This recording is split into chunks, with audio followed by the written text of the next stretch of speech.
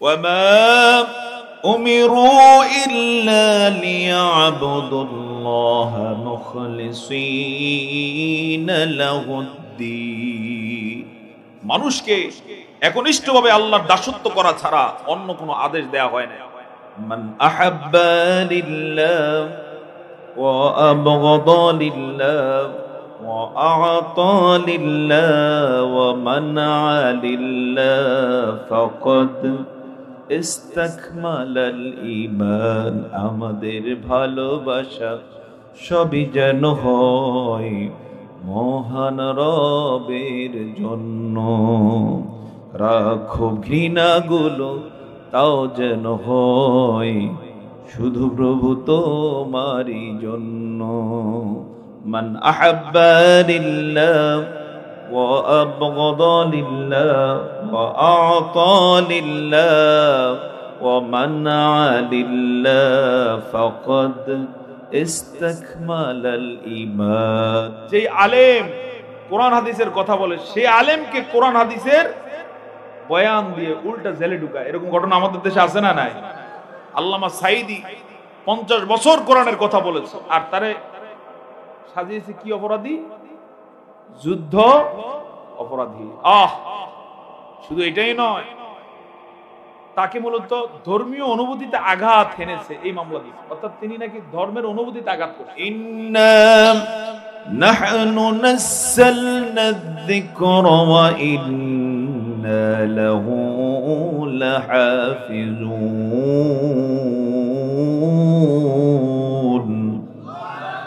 নিশ্চয়ই নিশ্চয়ই এই জিকির আমি নাজিল করেছি, এই কোরআন আমি নাজিল করেছি, আমি তার সংরক্ষণের দায়িত্ব গ্রহণ করলাম। আপনি দেখবেন যেদিন আপনি আল্লাহর ইবাদত ভালো করেছেন, নামাজ পড়েছেন, কোরআন তেলাওয়াত করেছেন, জিকির আজকার করেছেন, ওই দিন আপনার খাবারের মান ভালো থাকবে। হয়তো মেয়ের বাড়িতে দাওয়াত, ছেলের বাড়িতে দাওয়াত, অথবা ভাইয়ের বাড়িতে দাওয়াত, আর না হলো ঘরের মধ্যে ভালো খাবারের ব্যবস্থা হয়ে যাবে। ব্যবস্থা করে দেন কে? যেই স্বামীটা আসলে কিসমতওয়ালা, কপাল ভালো, তার স্ত্রী কি হয়? ভালো হয়। স্বামীর যে কোনো বিপদে মুসিবতে সে পাশে পাহাড় সম এরকম তাকে বিভিন্ন অভয় দিয়ে দাঁড়িয়ে যান। স্বামীকে কখনো ভেঙে পড়তে দেন না। আর যদি দুষ্ট চরিত্রের নারী হয় তাহলে স্বামীর বিপদে আসে না? নাই নাই, বিপদে আর তারে খুঁজে পাওয়া যায়। বেশিরভাগ কাজ আল্লাহর জন্য হয় না বান্দার জন্য হয় বলতে পারে? হ্যাঁ, বেশিরভাগই হয় বান্দার জন্য। যে গত 15.5 বছরে যারা রাজনীতি করেছেন, ক্ষমতায় ছিলেন, এই ক্ষমতা দেখিয়েছেন কার জন্য বলেন তো? হ্যাঁ, সেখানে এক ব্যক্তিকে, ব্যক্তির ওয়েট যতটুকু না এর চেয়ে বেশি ওয়েট দেখাইছে, তার জন্য 4,500 কোটি টাকার মূর্তি বানানো হয়েছে। জনতা চান্স পেয়েছে মূর্তির গলায়, আল্লাহর মেহেরবানিতে যা দেয় আর তা দিয়ে দিয়েছে। কথা বলুন ঠিক না? কিন্তু এটা না করে যদি আল্লাহর জন্য করতো তাহলে এই পরিণতির শিকার হতে হতো। আরেকটা শ্রেণী আবার নতুন করে গজিয়ে উঠেছে, তারাও আল্লাহর চিন্তা বাদ দিয়ে বান্দার চিন্তায় বিভোর হয়ে সামনে আগানোর চেষ্টা করছে। লাভ হবে না। হতে হবে কার জন্য? আমাদের সবকিছু কার জন্য? আল্লাহর জন্য করতে রাজি আছি তো ইনশাআল্লাহ। কখনো যদি ডাক আসে আল্লাহর জন্য রক্ত দেয়া লাগবে, এতটুকু সাহস আছে? কার কার আছে? আতুল আল্লাহকে দেখান তো। মাশাআল্লাহ, লিল্লাহি তাকবীর। আমরা যা করব আল্লাহর জন্য করব। আল্লাহ তাআলা আমাদেরকে সেই ঈমানি চেতনা দান করুন। এভাবে কেউ যদি আল্লাহর জন্য কোনো কিছু করতে পারে তাহলে তার গোটা জীবনটাই ইবাদতে গণ্য হয়ে যায়। আমরা কুরবানির ঈদের দিনে একটা দোয়া পড়ি, কুরবানির পশুর গলায় ছুরি চালানোর আগে। জানা আছে কিনা দোয়াটা কি? আল্লাহ তাআলা শিখালেন, আমরা পড়ি, কুল ইন্না সলাতি ওয়া নুসুকি ওয়া মাহইয়ায়া ওয়া মামাতি লিল্লাহি রাব্বিল আলামিন। তুমি বলো, ইন্না সলাতি, নিশ্চয় নিশ্চয় আমার সালাত, অনুসুকি আমার কুরবানি, ওয়া মাহইয়ায়া আমার জীবন, অমামাতি মরতে হলে আমার মরণ, সব কিছু হলো জগৎ সমূহের প্রতিপালক আল্লাহর জন্য। এজন্য রাসূল করিম সাল্লাল্লাহু আলাইহি ওয়াসাল্লাম বলেছেন, মান আহাব্বা লিল্লাহি ওয়া আবগাদা লিল্লাহি ওয়া আ'তা লিল্লাহি ওয়া মানা'a লিল্লাহ ফাকাদ ইসতাকমালাল ঈমান।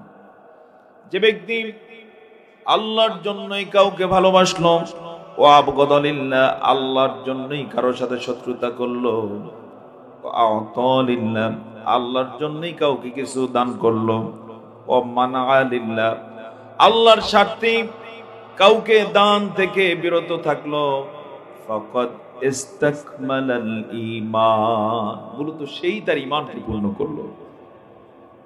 মান আহাব্বা লিল্লাহ ওয়া আবগাদা লিল্লাহ ওয়া আ'তা লিল্লাহ ওয়া মানা'a লিল্লাহ ফাকাদ ইসতাকমালাল ঈমান। আমাদের ভালোবাসা সবই যেন হয় মহান রবের জন্য, রাখো ঘৃণাগুলো তাও যেন হয় শুধু প্রভু তোমারই জন্য। মান আহাব্বা লিল্লাহ ওয়া আবগাদা লিল্লাহ ওয়া আ'তা লিল্লাহ ওয়া মানা'a লিল্লাহ ফাকাদ ইসতাকমালাল ঈমান। পারবো কিনা আমরা? ইনশাআল্লাহ সব করব। কার জন্য? এভাবেই যেন বাকি জীবন কাটিয়ে দিতে পারি, এতেই রয়েছে কল্যাণ। জোরে বলুন সুবহানাল্লাহ। এর বাইরে যদি আপনি চিন্তা করেন, না আমার ব্যবসা ছেলের জন্য, আমার চাকরি বউয়ের জন্য, আমার রাজনীতি নেতা নেত্রীর জন্য, তাহলে দিন শেষে গন্ডগোল আছে না নাই? অপমান আছে না নাই? পক্ষান্তরে আল্লাহর জন্য কিছু করুন, সেখানে কি আছে? কল্যাণ আছে, সেখানেই শান্তি রয়েছে। এই বিষয়টাকে শেখানোর জন্যই আল্লাহ সুবহানাহু ওয়া তাআলা যুগে যুগে অসংখ্য নবী এবং রাসূল প্রেরণ করেছেন। নবীরা কখনো নিজের দিকে দাওয়াত দিয়েছেন কাউকে? কার দিকে দাওয়াত দিয়েছেন? দাওয়াত করেছেন এক আল্লাহর দিকে আসো। নবী করিম সাল্লাল্লাহু আলাইহি ওয়াসাল্লাম যখন নবুয়ত পেলেন, মক্কাবাসীর উদ্দেশ্যে বললেন, ইয়া আইয়ুহান নাস কুলু লা ইলাহা ইল্লাল্লাহ তুফলিহুন। হে মানুষেরা, বলো লা ইলাহা ইল্লাল্লাহ, তাহলে সফল হয়ে যাবে। জোরে জোরে বলুন সুবহানাল্লাহ। যারা এই দাওয়াত মানলো সফল হয়েছে না ব্যর্থ? আসতে বলবেন না, সফল না ব্যর্থ? কিন্তু এই দাওয়াত গ্রহণ করে না, এক আল্লাহর প্রতি ঈমান আনে না, তার আপন চাচা, কি নাম তার? না, আবু লাহাব। কি নাম? আবু লাহাব। আবু লাহাব রাসূলের আপন চাচা, এবং রাসূলের চেহারার সাথে তার চেহারার মিল ছিল। রাসূল সাল্লাল্লাহু আলাইহি ওয়াসাল্লাম ছিলেন দুধে আলতা মিশালে পরে যেমন লাল হয়, এরকম লাল বর্ণের, সবচেয়ে আকর্ষণীয় বর্ণের ছিলেন। এই বর্ণেরই ছিল আবু লাহাব। কে? আবু লাহাব। নবীর আপন চাচা হওয়ার পরেও লা ইলাহা ইল্লাল্লাহ মানে নাই, এক আল্লাহ আছে বিশ্বাস করে নাই, মূর্তি পূজার খায়েশ ছাড়তে পারে না। সেই মূর্তি কিন্তু এরকম বাংলাদেশে ছিল না, ইন্ডিয়ায় ছিল না। সেই মূর্তি ছিল স্বয়ং কাবা শরীফের মধ্যে। ছিল নাকি ছিল না? রাসূলকে মানলো না, বরং কি করেছে? আল্লাহর পয়গম্বর যখন দাওয়াত করলেন, কুলু লা ইলাহা ইল্লাল্লাহ তুফলিহুন, তোমরা বলো আল্লাহ ছাড়া কোনো ইলাহ নাই, তাহলে সফল হয়ে যাবা। বলার সাথে সাথে আবু লাহাব নবীজিকে একটা পাথর মেরে দিল, বলল তাব্বান লাকা ইয়া মুহাম্মদ, হে ভাতিজা তুই ধ্বংস হ। আমাদেরকে এই জন্য ডাকছিস? আমরা কত শত পূজা করি, কত শত সহস্র আমাদের দেবদেবী, 360টা শুধু মক্কার কাবার মধ্যে আছে। এগুলোর বিপরীতে এক আল্লাহর তুই আমাদেরকে দাওয়াত দিলি, তোর দাওয়াত গ্রহণ করি না, তুই ধ্বংস হয়ে যা। জোরে বলুন নাউজুবিল্লাহ। জবান ছেড়ে বলুন নাউজুবিল্লাহ। আমি জানতে চাই বোরহানুদ্দিনবাসী, নবীজি ধ্বংস হয়েছেন না আবু লাহাব? কে ধ্বংস হয়েছে? কার কথা? আসতে বলবেন না, কার কথা?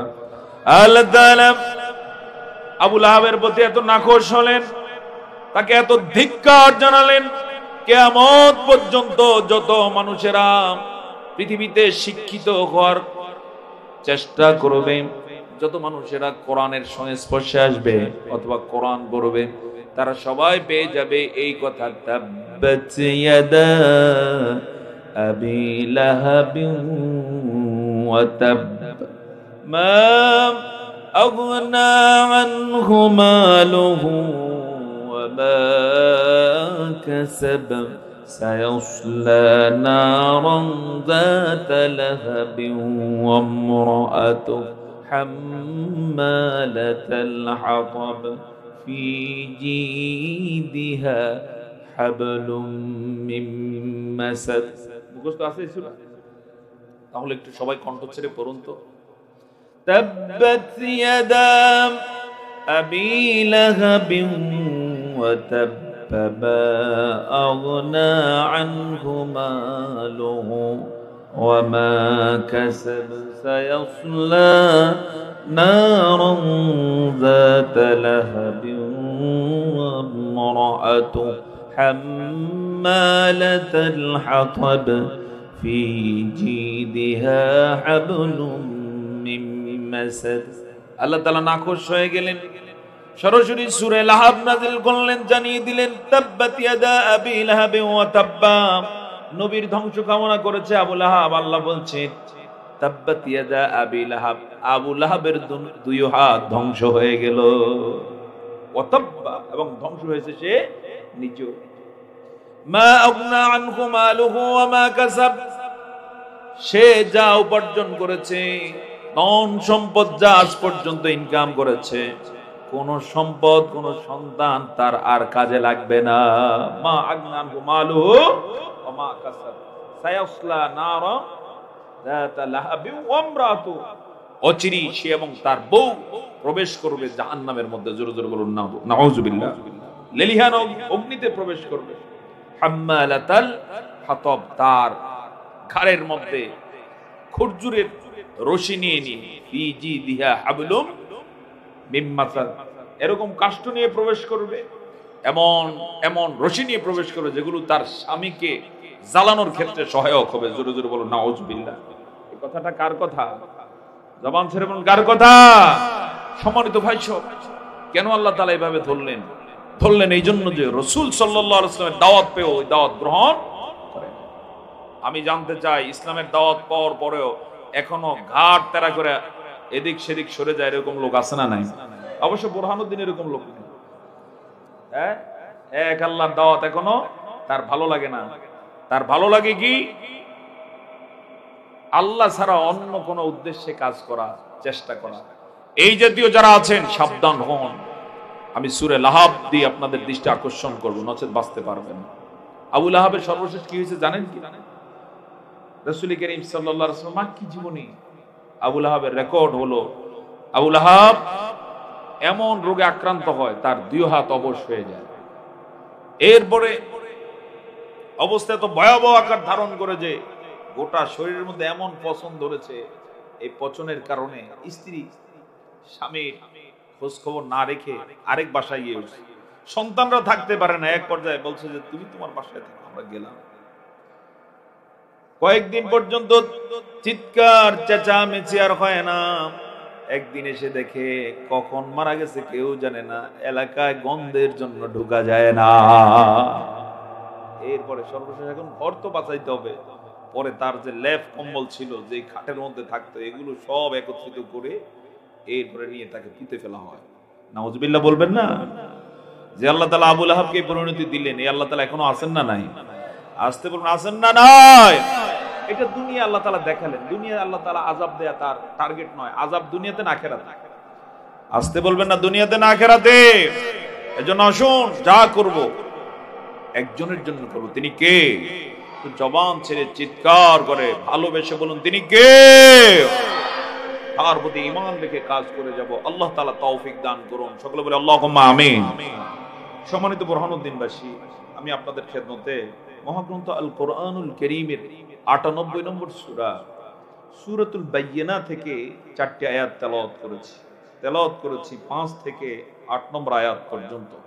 আল্লাহ তাআলার কাছে তৌফিক চাই, তিনি যেন এখান থেকে কিছু কথা আমাদেরকে বলতে দেন। সকলে বলে আল্লাহুম্মা আমিন।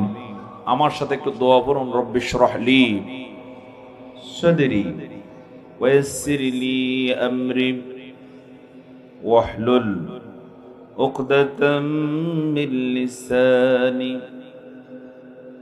ইয়াফকাহু কওলি। আপনারা কোরআন শোনার জন্য প্রস্তুত আছেন তো? তাহলে একটু তাকবীর দিতে হবে। ইয়াং যারা আছো, জেনজি, বুঝছো তো? অর্থাৎ জেনারেশন কি জুম, জেনজি বলি আমরা তাদেরকে, যারা 24-এর বিজয় দেখিয়ে দিল। কথা বলো ঠিক কিনা? বুড়ারা পারলো না যেটা 15.5 বছরে, আর তারা পারলো 1 মাসে। আলহামদুলিল্লাহ বলবেন না? এজন্য বুড়াদের দৌড় যেখানে শেষ, তরুণদের দৌড় সেখান থেকে কি বাস্তব নাকি অবাস্তব? এরকম তরুণ যারা আছো তোমাদের উদ্দেশ্যে, পাশাপাশি বুড়া যারা আছেন তাদের উদ্দেশ্য আমি তাকবীরের সুযোগ দিব 3 বার করে। দেখবো যে কারা একটু প্রিপারেশন ভালো, সংখ্যায় কারা বেশি। তো আগে কারা দিবেন, জেনজি নাকি বুড়ারা? হ্যাঁ,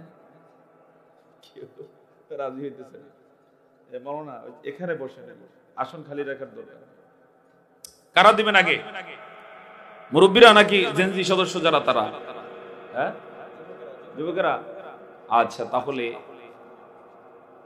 যুবকদেরকে আমি আহ্বান করছি তাকবীর দেওয়ার জন্য। লিল্লাহে তাকবীর, লিল্লাহে তাকবীর, লিল্লাহে তাকবীর। এবার মুরব্বীদের পালা, আছেন তো আপনারা? আচ্ছা, দেখা যাবে কি অবস্থা। লিল্লাহে তাকবীর। মাশাআল্লাহ, মুরব্বীরা তো এগিয়ে আছে দেখতেছি। লিল্লাহে তাকবীর, লিল্লাহে তাকবীর। এবারে এমন করে তাকবীর দিতে হবে আমরা যে আসি এটা প্রমাণ দিতে হবে। রাজি আছে কিনা ইনশাআল্লাহ? সবাই মিলে লিল্লাহে তাকবীর। আল্লাহ তাআলা এই কণ্ঠকে আমাদের উচ্চকিত রাখার তৌফিক দান করুন। তো আমি তেলাওয়াত করেছি কোন সূরা থেকে? সূরা বাইয়িনা। বলুন, সূরা বাইয়িনা। এই সূরাটি নামকরণ করা হয়েছে বাইয়িনা হিসেবে এই সূরার প্রথম আয়াত থেকে। এখানে আল্লাহ তাআলা বলেছেন হাত্তা তাতিয়াহুমুল বাইয়িনা, এমন কি আল্লাহর পক্ষ থেকে দলিল এসেছে। বাইয়িনা শব্দের অর্থ কি? দলিল। কোরআন কার দলিল? আসতে বলো না, কার দলিল? এমন দলিল যাতে সামান্য একটু হেরফের নাই, ভুল নাই, ত্রুটি নাই। কোথাও কোন শব্দ আল্লাহ যেখানে দেয়া দরকার ওখানেই দিয়েছেন। এখান থেকে কেউ যদি টেনে আরেক জায়গায় দিতে চায় মিলে না। জোরে জোরে বলুন না সুবহানাল্লাহ। এই কোরআন নিয়ে কত চক্রান্ত হয়েছে, ষড়যন্ত্র হয়েছে, আজও হচ্ছে, হবে, কিন্তু কোন চক্রান্তেই কাজ হবে না। কেন? কোরআন কার কালাম? আসতে বলো না, কার কালাম? কে নাজিল করেছেন? সংরক্ষণ করবেন কে? সমগ্র পৃথিবীর সব মুসলমানকে যদি মেরে ফেলা হয়, না আল্লাহ না করুন, সমগ্র কোরআন যদি কেউ জ্বালিয়ে দেওয়ার অপচেষ্টা করে, লাভ নাই। কোরআন সংরক্ষণের দায়িত্ব কার? এজন্যই কোরআনের সংখ্যা দিন দিন বাড়ে না কমে? মাহফিলের সংখ্যা বাড়ে না কমে? মুসলমান বাড়ে না কমে? কিয়ামত পর্যন্ত বাড়তেই থাকবে, কেউ ঠেকায় রাখতে। আমার বন্ধুগণ, আল্লাহ তাআলা কোরআন নাজিল করে ঘোষণা দিয়ে দিয়েছেন দায়িত্বহীন কণ্ঠে, ইন্না নাহনু নাযালনা যিকরা ওয়া ইন্না লাহু লাহাফিজুন।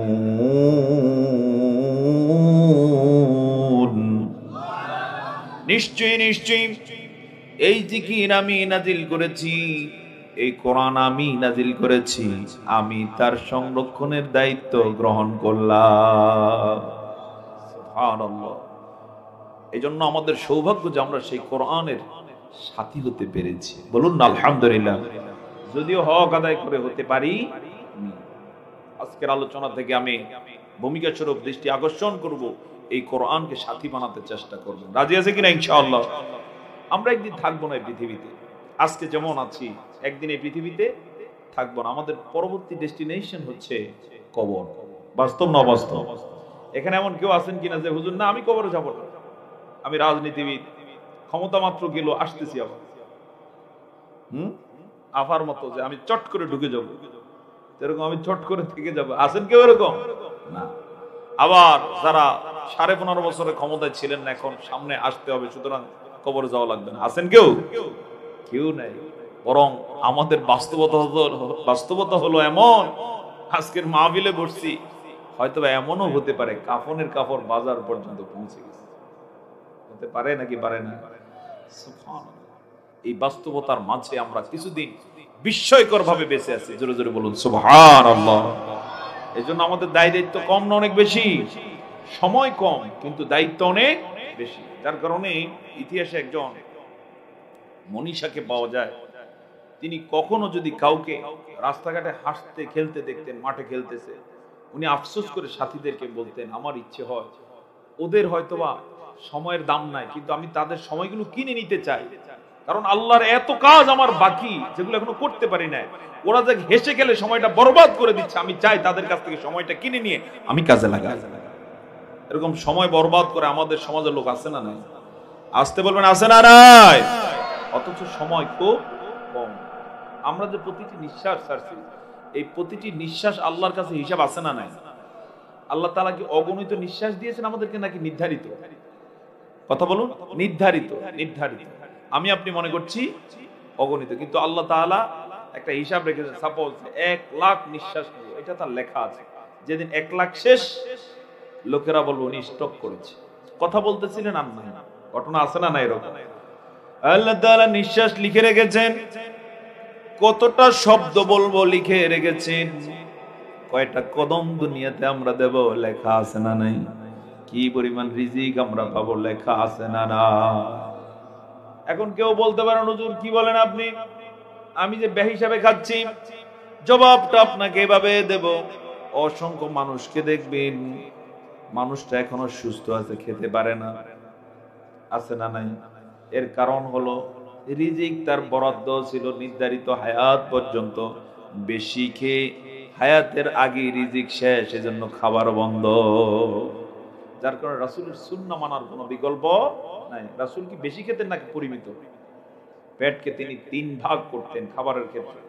1 ভাগ খাবার, আরেক ভাগ পানি, আরেক ভাগ আমলের জন্য তিনি খালি রাখতেন। এতে স্বাস্থ্য ভালো থাকে না খারাপ থাকে? আপনারা দেখবেন যেদিন পেট ভরে খাবেন গলা পর্যন্ত, ওদিন স্বাস্থ্য ভালো নাই, অথচ খাইতে মজাই লাগছে। আর যেদিন একটু কম খাবেন দেখবেন যে হৃষ্টপুষ্ট, কাজ করতে সুবিধা, ইবাদত করতে মজা লাগে। যারা বলুন না সুবহানাল্লাহ।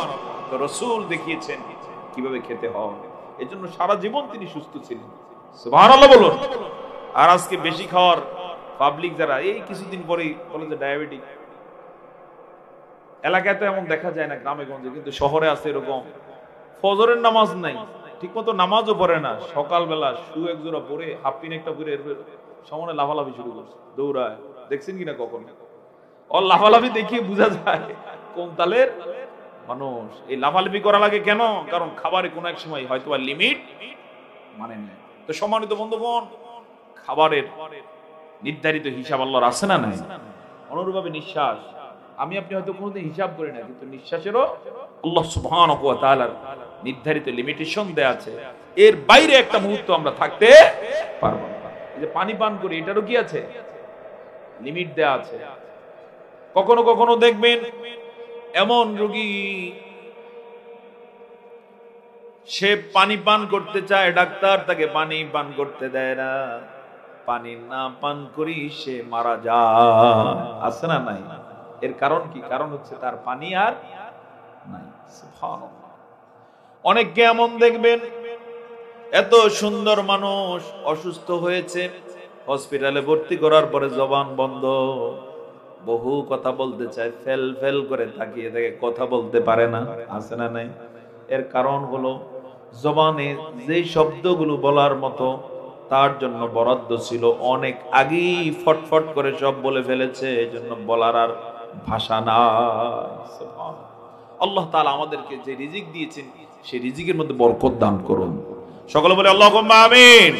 তো সম্মানিত ভাই সব, যে সূরাটি থেকে 4টি আয়াত তেলাওয়াত করলাম, সূরার নাম সূরা বায়্যিনা। ভুলে গেলে চলবে না, সূরার নাম কি?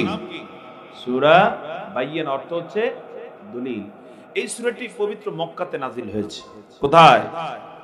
আসতে বলো না, কোথায়?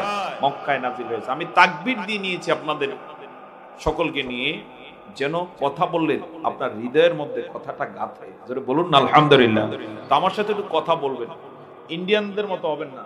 আমরা মাঝে মাঝে ইন্ডিয়াতে যাই, যদি এবার দাওয়াত নিচ্ছি না, বলে দিয়েছি তোমাদের যে এবারে আর এত ভালো লাগে না ইন্ডিয়ার আচার আচরণ। তো ইন্ডিয়াতে বিশেষ করে কলকাতা এলাকায় মাহফিলে অনেক শ্রোতা থাকে, কিন্তু কথা বলতে চায় না, বহু কষ্টে কথা বের করতে হয় মুখ থেকে, চুপচাপ বসে থাকে, ফেল ফেল করে বসে থাকবে দীর্ঘ রাত পর্যন্ত। আমার এরকমও রেকর্ড আছে, আমার রাত 12টায় দিয়েছে স্টেজে, 1টা 2টা 3টে শেষ করছে। তো মাশাআল্লাহ, তারা কথা শোনে কিন্তু কথা রিয়েক্ট করে কম। আপনারা কি এরকম নাকি? আমরা বাংলাদেশি, বরং আমরা তাদের চেয়ে বলা চলে ইমানের দিক থেকে তাজা বেশি। জোরে বলুন না আলহামদুলিল্লাহ। এই জন্য রিজিক ইন্ডিয়ায় বেশি না বাংলাদেশে, বলতে পারেন? একটা গল্প বলে, আমি একবার কলকাতা দিয়ে ওই যে বিমানবন্দর দিয়ে আসতেছিলাম, এখন আমার পরিচয় জিজ্ঞেস করলো ইমিগ্রেশন অফিসার যে বাড়ি কোথায়। আমি বললাম বাংলাদেশ। তো সে আমারে বলতেছে যে বাংলাদেশের ইলিশ তো বড় বড়। তা আমি বললাম এই ইলিশ তো পদ্মার ইলিশ, আর পদ্মার গোড়া তো তোমাদের ইন্ডিয়াতে। পরে সে আমার বলতেছে যে ইন্ডিয়ায় পদ্মার গোড়া ঠিক আছে, কিন্তু এতটুকু এতটুকু গুলো এখানে পাওয়া যায়, আর বড়গুলো সব বাংলাদেশে চলে যায়। সুবহানাল্লাহ বলবেন না? আমার বিবেক বলেছে যে মূলত এর কাহিনী হচ্ছে, আসলে এই এলাকার মানুষেরা আল্লাহর ইবাদত বেশি করে, এজন্য রিজিক আল্লাহ তাআলা এখানে সবগুলো পাঠিয়ে দেন। আপনি দেখবেন যেদিন আপনি আল্লাহর ইবাদত ভালো করেছেন, নামাজ পড়েছেন, কোরআন তেলাওয়াত করেছেন, জিকির আজকার করেছেন, ওই দিন আপনার খাবারের মান ভালো থাকবে। হয়তো মেয়ের বাড়িতে দাওয়াত, ছেলের বাড়িতে দাওয়াত, অথবা ভাইয়ের বাড়িতে দাওয়াত, আর না হলো ঘরের মধ্যে ভালো খাবারের ব্যবস্থা হয়ে যাবে। ব্যবস্থা করে দেন কে? আর আপনি আল্লাহর ইবাদতে গ্যাপ করবেন, নামাজ পড়েন না ঠিক মতো, জামাতে আপনি গ্যাপ করেছেন, কোরআন তেলাওয়াত করেন না, মিথ্যা কথা বলছেন হয়তোবা, অনেক সুন্দর খাবারের আয়োজন করেছেন, বিয়ের অনুষ্ঠান আপনিই করেছেন, দেখা যাবে ব্যস্ততার কারণে আপনার কপালে খাবার জোটে না। ঘটনা আছে না না এরকম? ব্যস্ততার কারণে ভালো ভালো খাবার মিট যায়, এরকম গল্প আছে না নাই? এর কারণ হচ্ছে কে রিজিক সরিয়ে দিয়েছেন? আল্লাহ। আপনি বুঝতেও পারেন নাই, আপনি মনে করছেন আরে আমি তো একটু ব্যস্ত জন্য খেতে পারি না। মূলত এটা আল্লাহ তাআলা সিস্টেম, আপনাকে রিজিক থেকে কি করে দিলেন? বঞ্চিত করে দিলেন। তো আমার মনে পড়লো, আমার বাংলাদেশের এখানে 18 কোটি জনতার বেশিরভাগ হচ্ছে আল্লাহর কোরআন প্রেমী। কথা বলুন ঠিক কিনা? বেশিরভাগ আল্লাহকে ভালোবাসে, আল্লাহর জন্যই কাজ করে। আমরা কার জন্য কাজ করি? এই যে 24-এ যারা বিজয় ছিনিয়ে এসেছেন, কার জন্য জীবনটা দিলেন? এই মানসিকতা যারা লালন করে, আল্লাহ তাআলা তাদের রিজিকের জন্য ওই পদ্মার ছোট্ট ইলিশকে বাংলাদেশে এনে বড় ব্যবস্থা করেন, এবং ডিমওয়ালা ইলিশগুলো এখানেই পাওয়া যায়। সুবহানাল্লাহ। যাদের দেশে পদ্মার গোড়ায় এরা বড় ইলিশ পায় না। আল্লাহ তাআলা আমাদের রিজিক বৃদ্ধি করে দিন। আল্লাহ তাআলা যেভাবে ইবাদত করলে পরে তিনি ওয়াদা করেছেন আসমান জমিনের সব বরকতের দরজা খুলে দিবেন, সেই বরকত আমাদেরকে দান করুন। আরেকটা আয়াত বলি, আমি মূল আলোচনায় যেতে চাই। আল্লাহ তাআলা বলেন, লাউ আন্না আহলাল কুরা আমানু ওয়াত্তাকাউ লাফাতাহনা আলাইহিম বারাকাতিম মিনাস সামাই ওয়াল আরদ। জবান ছেড়ে বলুন আল্লাহু আকবার। তিনি বলছেন লাউ আন্না আহলাল কুরা, যদি জনপদের অধিবাসীরা, গ্রামবাসীরা, আমানু ঈমান আনতো, ওয়াত্তাকাউ আর ভয় করত। কাকে ভয় করত? আমাকে যদি ভয় করত, আমি তাহলে আসমান জমিনে বরকতের যত দরজা আছে, আমি বরকতের সবগুলো দরজা তাদের জন্য খুলে দিতাম। কোনো কিছুর অভাব মুসলমানদের হতো না। সুবহানাল্লাহ। আল্লাহ তাআলা বলেন, যদি গ্রামের অধিবাসীরা আমার প্রতি ঈমান আনে, আমাকে ভয় করে, আমি আসমান জমিনের বরকতের যত দরজা আছে সব তাদের জন্য খুলে দিতাম। এটা ছোট্ট একটা উদাহরণ দিয়ে আমি মূল আলোচনায় যেতে চাই। গত কয়েক বছর আগে আফগান বিজয় লাভ করলো আমেরিকা থেকে। জানেন তো আপনারা, এই আফগানিস্তানে নাকি আফিম চাষ ছাড়া আর কিছু নেই। এই আফগানিস্তানে মাদক ছাড়া আর কিছু ছিল না। আমেরিকার শাসনকালীন সময়ে আর জুলুম নির্যাতন কি পরিমাণ করেছে বিশ্বকে আর বলার দরকার নাই। সে আফগান যখন ইসলামিক আফগান হলো, এর পরের সপ্তাহ থেকে দেখা গেল একের পর এক আল্লাহ তাআলা সম্পদ বৃদ্ধি করে দিলেন। অবস্থা কি হলো?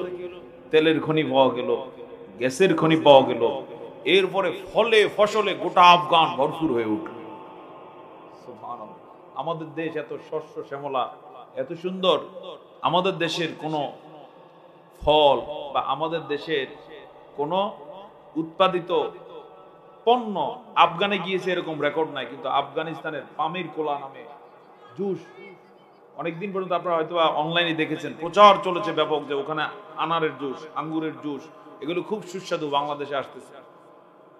তার মানে হচ্ছে আল্লাহ তাআলা রিজিক বাড়িয়ে দিয়েছেন না কম দিয়েছেন? আসতে বলবো না, বাড়ালো না কমাইয়া দিলেন? বাড়িয়ে দিয়েছেন। আমরা সেই বৃদ্ধি রিজিক চাই কার কাছে?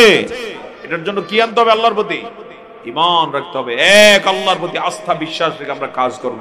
রাজি আছি তো ইনশাআল্লাহ?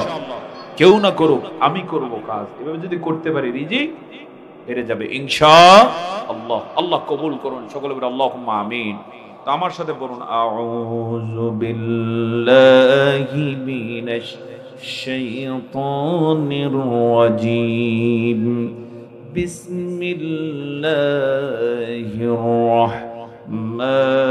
রাহমানির রহিম।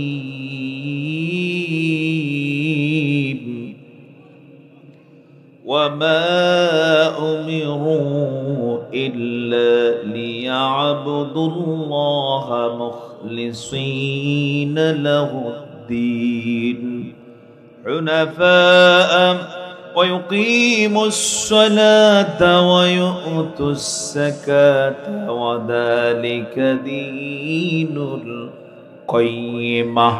سبحان الله। বিতাড়িত শয়তান থেকে আল্লাহর কাছে পানাহ চাই। পরম করুণাময় অতি দয়ালু আল্লাহর নামে শুরু করছি।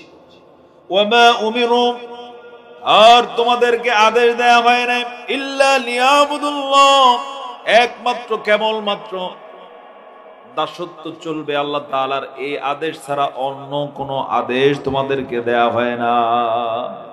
আমাদের প্রতি আল্লাহর আদেশ হচ্ছে দাসত্ব চলবে কার? জবান ছেড়ে মুসলমানের মতো সাহস নিয়ে কণ্ঠ ছেড়ে বলুন কার? কিন্তু পৃথিবীতে কি দেখতে পায়? আল্লাহর আদেশ সবাই মানে, কেন মানে না? জবাব হচ্ছে সকলের কাছে আল্লাহর বিধানকে আমরা পৌঁছে দিতে পারি না। রাসূল করিম সাল্লাল্লাহু আলাইহি ওয়াসাল্লাম একা যে দায়িত্ব পালন করেছেন, আজকে হাজার লক্ষ কোটি মুসলমান সেই দায়িত্ব পালন করে না। কথা বলুন ঠিক কিনা? আমি জানতে চাই, আপনার হাতে অন্তত একজন অমুসলিম হলো দাওয়াত পেয়েছে ইসলামের এবং দাওয়াত গ্রহণ করেছেন, এমন কে কে আছে? হাত তুলুন। মাশাআল্লাহ, ইসলাম গ্রহণ করেছে আপনাদের হাতে নাকি? বুঝেন না হয়তো। আপনার দাওয়াত পেয়ে অমুসলিম ইসলাম গ্রহণ করেছেন, কে কে আছেন? হাত তুলুন। মাশাআল্লাহ। তবে সংখ্যা বেশি নয়, কিন্তু এই সমাজে অমুসলিম আছে না নাই? অবশ্য বুরহানুদ্দিনে কোনো অমুসলিম নেই, আছে? অমুসলিম থাকতেছেন অথচ আপনি মুসলিম, তাহলে আপনার দায়িত্বটা কোথায় পালন করবেন? আর আপনি এখন থেকে 1450 বছর আগের সে রেকর্ডে যান, ইতিহাস খুঁজুন।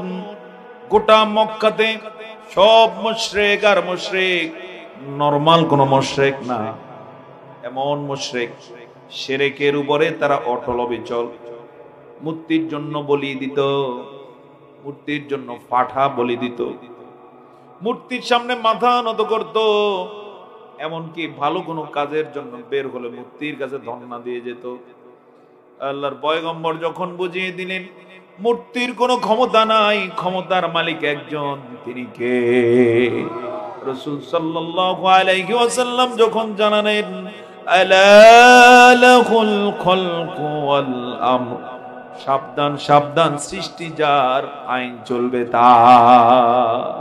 এভাবে যখন বোঝানো শুরু করলেন, শুরুর দিকে রিয়েক্ট করতে খুব, কিন্তু এক পর্যায়ে বুঝতে পারলেন রাসূল সত্য। জোরে জোরে বলুন না সুবহানাল্লাহ। রাসূল বাছাই করলেন সবচেয়ে কাছের কে আছে তাকে দাওয়াত দিবেন, এই টার্গেট করে প্রথমে দাওয়াত দিলেন তার প্রিয়তমা স্ত্রী আম্মাজান হযরতে খাদিজাতুল কুবরা রাদিয়াল্লাহু তাআলা আনহাকে। এসে বললেন, খাদিজা রে, আজ থেকে আল্লাহ তাআলা আমাকে নবুয়তের দায়িত্ব দিয়েছেন, তুমি বলো লা ইলাহা ইল্লাল্লাহ মুহাম্মাদুর রাসূলুল্লাহ। খাদিজা রাদিয়াল্লাহু তাআলা আনহা নবীকে চিনে ফেলেছেন অনেক আগে। খাদিজা রাদিয়াল্লাহু তাআলা আনহা নবীর চেয়ে বয়সে 15 বছরের বড় ছিলেন। অনেক কিছু তার বোঝার সুযোগ হয়েছে। তার আগে দুইজন স্বামী তার ইন্তেকাল করেছেন, বিধবা হয়ে গেলেন কয়বার? 2 বার। এত বয়সী, আবার ওদিক দিয়ে ধনী, ওদিক দিয়ে বড় বংশের মেয়ে, ওদিক দিয়ে ছিলেন অনেক ধনাঢ্য, পাশাপাশি সুন্দরী। এত কিছুর বিনিময়ে আল্লাহ তাআলা তাকে অগাধ জ্ঞান দান করেছেন। সুবহানাল্লাহ। নবীজি বলার সাথে সাথে কোনো কথা না বলে বললেন, আশহাদু আল্লা ইলাহা ইল্লাল্লাহ ওয়াহদাহু লা শারীকা লাহু ওয়া আশহাদু আন্না মুহাম্মাদান আবদুহু ওয়া রাসূলুহু। বিশ্ব ইতিহাসের প্রথম মুসলমান হয়ে গেলেন। এত আস্তে জবান ছেড়ে বলুন সুবহানাল্লাহ। তিনি কে? তিনি হচ্ছেন এক মহিয়সী শিরোমণি আম্মাজান খাদিজাতুল কুবরা রাদিয়াল্লাহু তাআলা। তার বিষয়ে একটা গল্প আছে, বলবো? রাসূলের সাথে বিবাহের আগে তিনি একদিন স্বপ্নে দেখেছেন পূর্ণিমার চাঁদ আকাশে উদিত হয়েছে।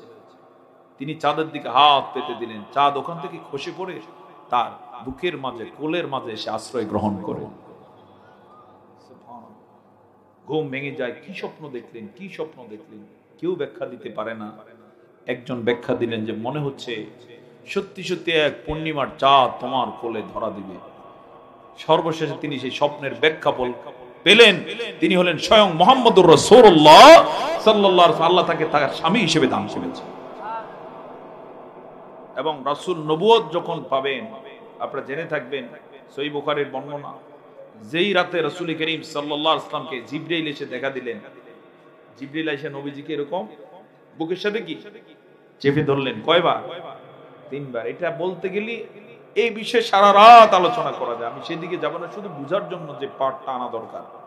জিবরাইল নবীজিকে 3 বার বুকের সাথে চেপে ধরলেন। নবীজিকে বলতেছিলেন পড়ো, তিনি বলতে চেষ্টা করলেন আমি পড়তে পারি না। 3 বার ধরে ছেড়ে দেওয়ার পরে যখন বলা হলো ইকরা, তুমি পড়ো, নবীজি ফরফর করে পড়া শুরু করে দিলেন। কিন্তু তার শরীরে জ্বর চলে আসে। এই অবস্থা নিয়ে পাহাড় থেকে নেমে এসে সহিহ বুখারীর বর্ণনা, আম্মাজান খাদিজাকে বললেন, খাদিজা জাম্মিলুনি জাম্মিলুনি, আমাকে কম্বল আচ্ছাদিত করে দাও। এবং আম্মাজান খাদিজা কপালে হাত দিয়ে দেখে এত সুন্দর শান্ত মানুষটা জ্বরে আক্রান্ত হয়ে লাল লাল হয়ে গেছে। আম্মাজান খাদিজা তাৎক্ষণিক বুঝতে পারলেন স্বামীর কোনো ক্ষতি হয়ে গেছে, বুঝতে পারলেন ভয় পেয়েছেন, কোন একটা ভয়াবহ পরিস্থিতির তিনি শিকার হয়ে গেছেন। আম্মাজান তাৎক্ষণিক তাকে কম্বল আবৃত করে দিলেন, সেবা শুশ্রূষা করলেন। রাত রাসূলের মাথার কাছে থেকে সেবার মাধ্যমে কাটিয়ে দিলেন। গভীর রাতে দেখা গেল জ্বর নবীজির কমে গেল, নবীজি একটু স্বাভাবিক হতে লাগলেন। আম্মাজান খাদিজা তখন নবীজিকে কয়েকটা কথা বললেন। ওগো নবীজি, তখনও তো তিনি নবী হন না, বললেন ওগো স্বামী, প্রাণের স্বামী, আপনি ভয় পাবেন না। কাল্লা ওয়াল্লাহি, আল্লাহর কসম, আপনার মতো মহান মানুষটাকে আল্লাহ কখনোই মারবেন না। কারণ আপনি কয়েকটা কাজ করেন, আমি যেটা সাক্ষী দিচ্ছি আপনার স্ত্রী হিসেবে। 1 নম্বর হচ্ছে আপনি আত্মীয়তার সম্পর্ক রক্ষা করেন, অসহায়ের মুখে খাবার তুলে দেন, আপনি পীড়িত মানুষ, অসহায় মানুষের পাশে দাঁড়ান। এভাবে 5টা কথা বলেছেন। জোরে জোরে বলুন না সুবহানাল্লাহ। নবীজিকে কাছ থেকে কি দিলেন? অভয় দিলেন। এজন্য যেই স্বামীটা আসলে কিসমতওয়ালা, কপাল ভালো, তার স্ত্রী কি হয়? ভালো হয়। স্বামীর যে কোনো বিপদে মুসিবতে সে পাশে পাহাড় সম এরকম তাকে বিভিন্ন অভয় দিয়ে দাঁড়িয়ে যান। স্বামীকে কখনো ভেঙে পড়তে দেন না। আর যদি দুষ্ট চরিত্রের নারী হয় তাহলে স্বামীর বিপদে আসে না? নাই নাই, বিপদে আর তারে খুঁজে পাওয়া যায় না। সুবহানাল্লাহ। অনেক গল্প আছে এরকম, আমি সেই দিকে যাব না। আম্মাজান খাদিজা রাত পার করে দিয়ে ভোর হতে না হতে হযরত আলী রাদিয়াল্লাহু তাআলা আনহু সেই সময় ছোট ছিলেন, নবীজির বাসায় থাকতেন। আলীকে পাঠিয়ে দিলেন ওরাকা বিন নওফেলের কাছে, বললেন যাও, সে স্বপ্নের ব্যাখ্যা জানে, সুতরাং তাকে ডেকে আনো, দেখি মুহাম্মদের কি হয়েছে জানতে চাই। ওরাকাকে ডাকা হলো, তিনি এলেন, নবীজির সামনে এসে বসলেন। এবার খাদিজা বললেন, ও ওরাকা, একটু মুহাম্মদকে জিজ্ঞেস করুন কি হয়েছে, আমি কিছুই বুঝতে পারতেছি না।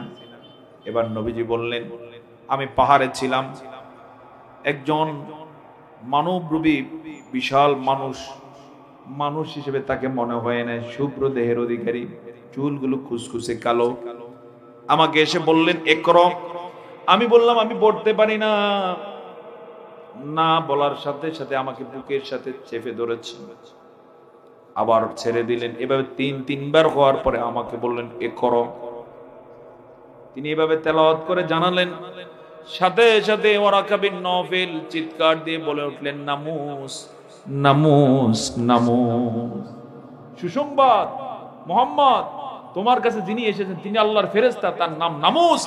আর আমাদের এই ধর্মগ্রন্থে তার নাম আমরা পেয়েছি হযরত জিবরাইল আলাইহিস সালাতু ওয়াস সালাম।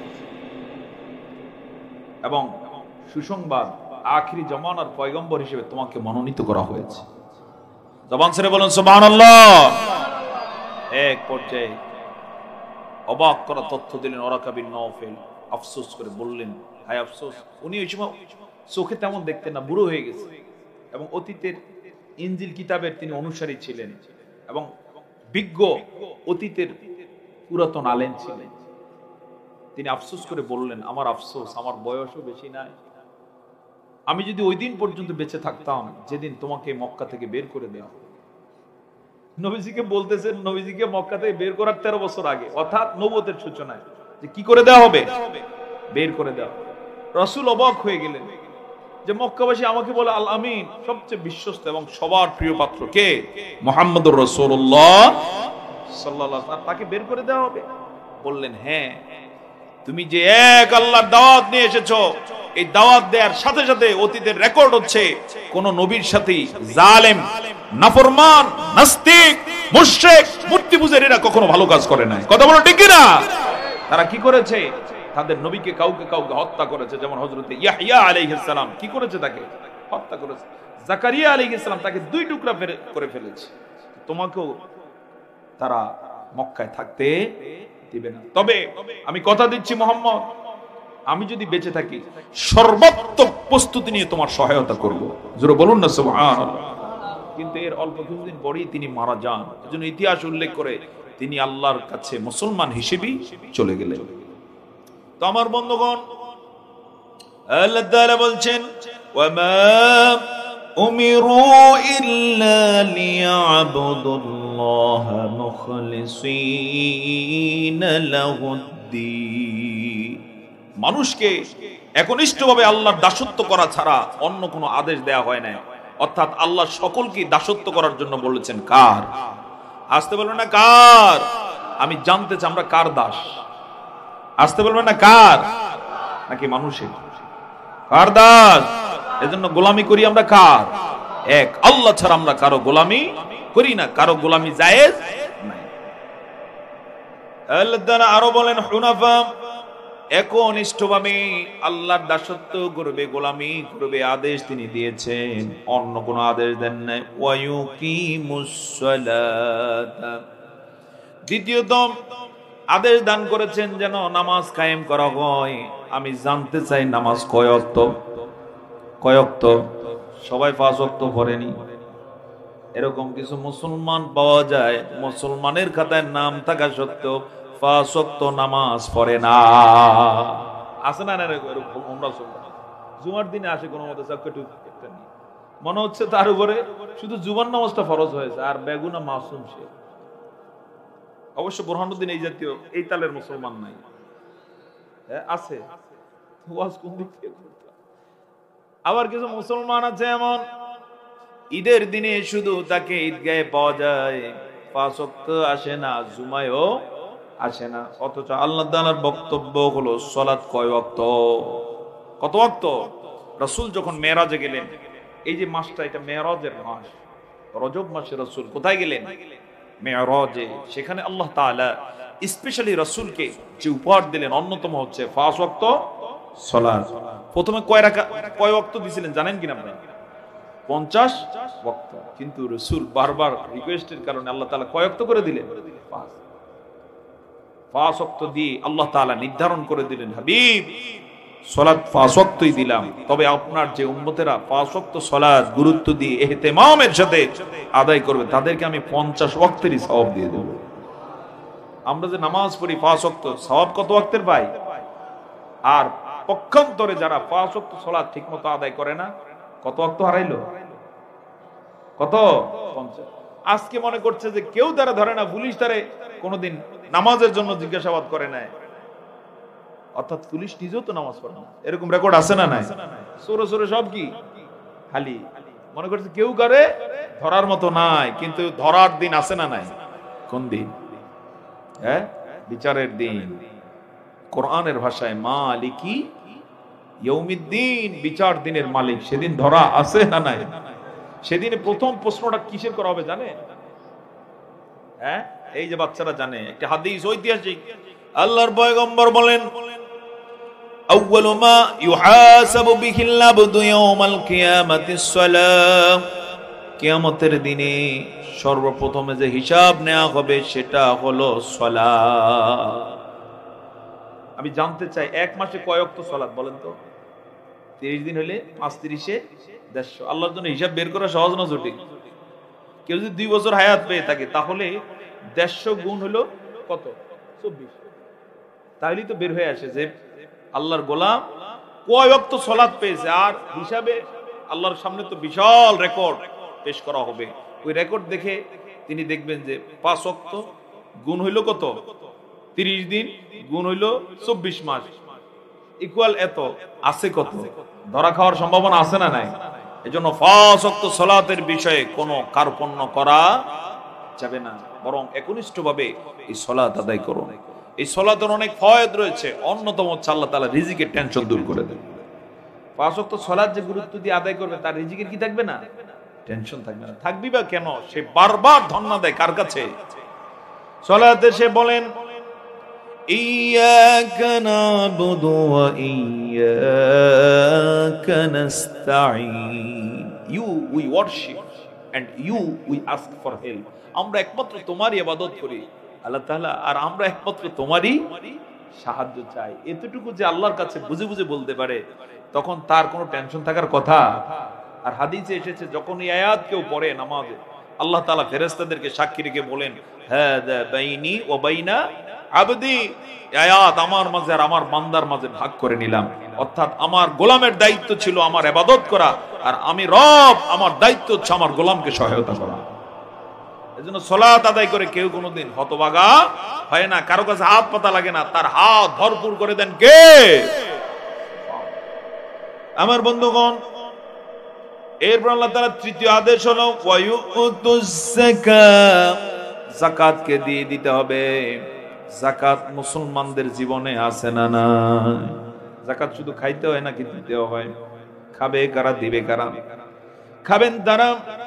কোরআনের ভাষায় ইন্নামাস সাদাকাতু লিল ফুকারাই ওয়াল মাসাকিনি ওয়াল আমিলিনা আলাইহা ওয়াল মুআল্লাফাতি কুলুবুহুম ওয়া ফির রিকাবি ওয়াল গারিমিন ওয়া ফি সাবিলিল্লাহি ওয়া ইবনিস সাবিল।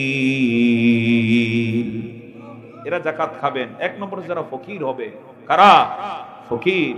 এর ব্যাখ্যা আছে, এভাবে মোট 8 খাতে যাকাত দিতে হয়। দিবেন কারা? যারা সাহেবুল মাল হবেন, যাদের সম্পদের পরিমাণ এই হবে যে নিজের ভরণ পোষণ বাদেও তার বাৎসরিক একটা অ্যামাউন্ট থাকবে। বাৎসরিক কি থাকবে? সাহেবে নিসাব যাকে বলা হয়, একটা অ্যামাউন্ট থাকবে। সেখানে তাকে কয় ভাগের কয় ভাগ দিতে হয়? 100 ভাগের 2.5 ভাগ দিতে হয়। কেউ যদি সেটা না দেয়, তার সম্পদের এত খায়েশ, লোভ, ব্যাংকে থাকবে মাগার, মানুষকে যাকাত দিবে না। এরকম অবশ্য বুরহানুদ্দিনে নাই আছে। এই সম্পদ তার সবটাই অজগর সাপ হিসেবে তৈরি হচ্ছে, বড় হচ্ছে। এই সাপ নিজের হাতে যাকাত না দিয়ে সম্পদকে সে অজগর সাপ হিসেবে, ওই যে দুধ কলা খাওয়ানোর মধ্য দিয়ে বিষধর সাপ সে পালন করতেছে। এই সাপ তারে কামড়াবে কোথায়? আদালতে, আখিরাতে। এটা কি আমার কথা নাকি হাদিসের কথা বলতে পারেন? হ্যাঁ, হাদিসের কথা। বিষধর সাপ হয়ে যাবে। আদালতে আখেরাতে যখন সব মানুষেরা উঠবে, সিংহায় তোমাদের ফু দেওয়া হয়ে যাবে, সিংহার ফুৎকারের সাথে সাথে সবগুলো মানুষ যেদিন হাজির হয়ে যাবে, পায়ে কোনো জুতা থাকবে না, গায়ে কোনো জামা নাই, মাথায় কোনো টুপি নাই, যেই শরীর নিয়ে মানুষ দুনিয়াতে এসেছে ওই শরীর নিয়ে দাঁড়াবে, অবস্থাটা কেমন হবে? জবানটা সারুন, বলুন আল্লাহু আকবার। খতনাবিহীন থাকবে। এই অবস্থায় মানুষগুলো যখন দাঁড়াবে, চিৎকার পড়ে যাবে, কিছু সাপ তেরে আসবে, কাকে যেন খোঁজাখুঁজি করতেছে, লোকেরা ভয় পেয়ে যাবে। এক পর্যায়ে দেখা যাবে কিছু লোককে ধরে ফেলবে, ধরে এমন ভাবে সাপ পেঁচিয়ে ধরবে, পেঁচিয়ে ধরে তার মুখের সামনে এসে এভাবে কামড়াবে আর ছোবল মারবে, আর জবান ছেড়ে বলতে থাকবে আনা মালুকা আনা কানজুকা। জোরে বলো নাউজুবিল্লাহ। সে এসে বলবে আমি তোমার মাল, আনা মালুকা, মাল কিন্তু আরবি শব্দ, আনা কানজুকা, আমি তোমার গচ্ছিত সম্পদ, যেটা ব্যাংকে রাখতা কেউ জানতো না, যেটা তুমি এরকম সিন্ধুকে রাখতা কেউ জানতো না, কিন্তু সেটা তো তুমি আল্লাহর পথে ব্যয় করো না, এই জন্য আজকে সাপ হয়ে গেছে। নাউজুবিল্লাহ বলবেন না? ওই সাপের ছোবলে তো ভয়াবহ হবে যে তার দাঁতগুলো থাকবে লোহার তৈরি, বিষাক্ত, একবার কামড় দিলে 70 বছরের কামড়ের বিষ শেষ হবে। নাউজুবিল্লাহ বলুন। এজন্য এমন যেন ধরা খেতে না হয়। আল্লাহ তাআলা হুঁশিয়ার করে দিয়ে বলছেন আমি তোমাদের কাজে দিয়ে দিলাম, যাকাত যদি ফরজ হয়ে থাকে যাকাত দিয়ে দাও। দিতে রাজি আছি কিনা ইনশাআল্লাহ? যাকাত ফরজ হলে কি দিয়ে দিতে হবে? যাকাত দিয়ে দিতে হবে। যাকাত দিলে সম্পদ বাড়ে না কমে বলতে পারেন? হ্যাঁ, আপনারা খোঁজ নিবেন, দেখবেন যাকাত যে দেয় সম্পদ তার বাড়ে। আমরা তার নিজেরও সাক্ষী, আমরা যে সময় দেওয়া শুরু করছি ওইবারে যা দিয়েছে পরের বছরে দেখলাম আরো বেশি যাকাত আসে, আলহামদুলিল্লাহ। বাড়িয়ে দেন কে? আর শয়তান আপনার পিছন থেকে টানবে, এই দিস না, দিলে শেষ হয়ে যাবে। আপনার তখন বুঝতে হবে আমার বারুকার কম অসুবিধা নাই, যাকাত দিতে হবে। আদেশ কার? আসতে বলবেন আদেশ কার? ইসলামের ইতিহাস সাক্ষী, মুসলমানরা কখনো হাত পাতা জাতি ছিল না। এরকম হতো মুসলমানরা যাকাতের টাকা নিয়ে ঘুরতো কিন্তু গ্রাহক পাইতো।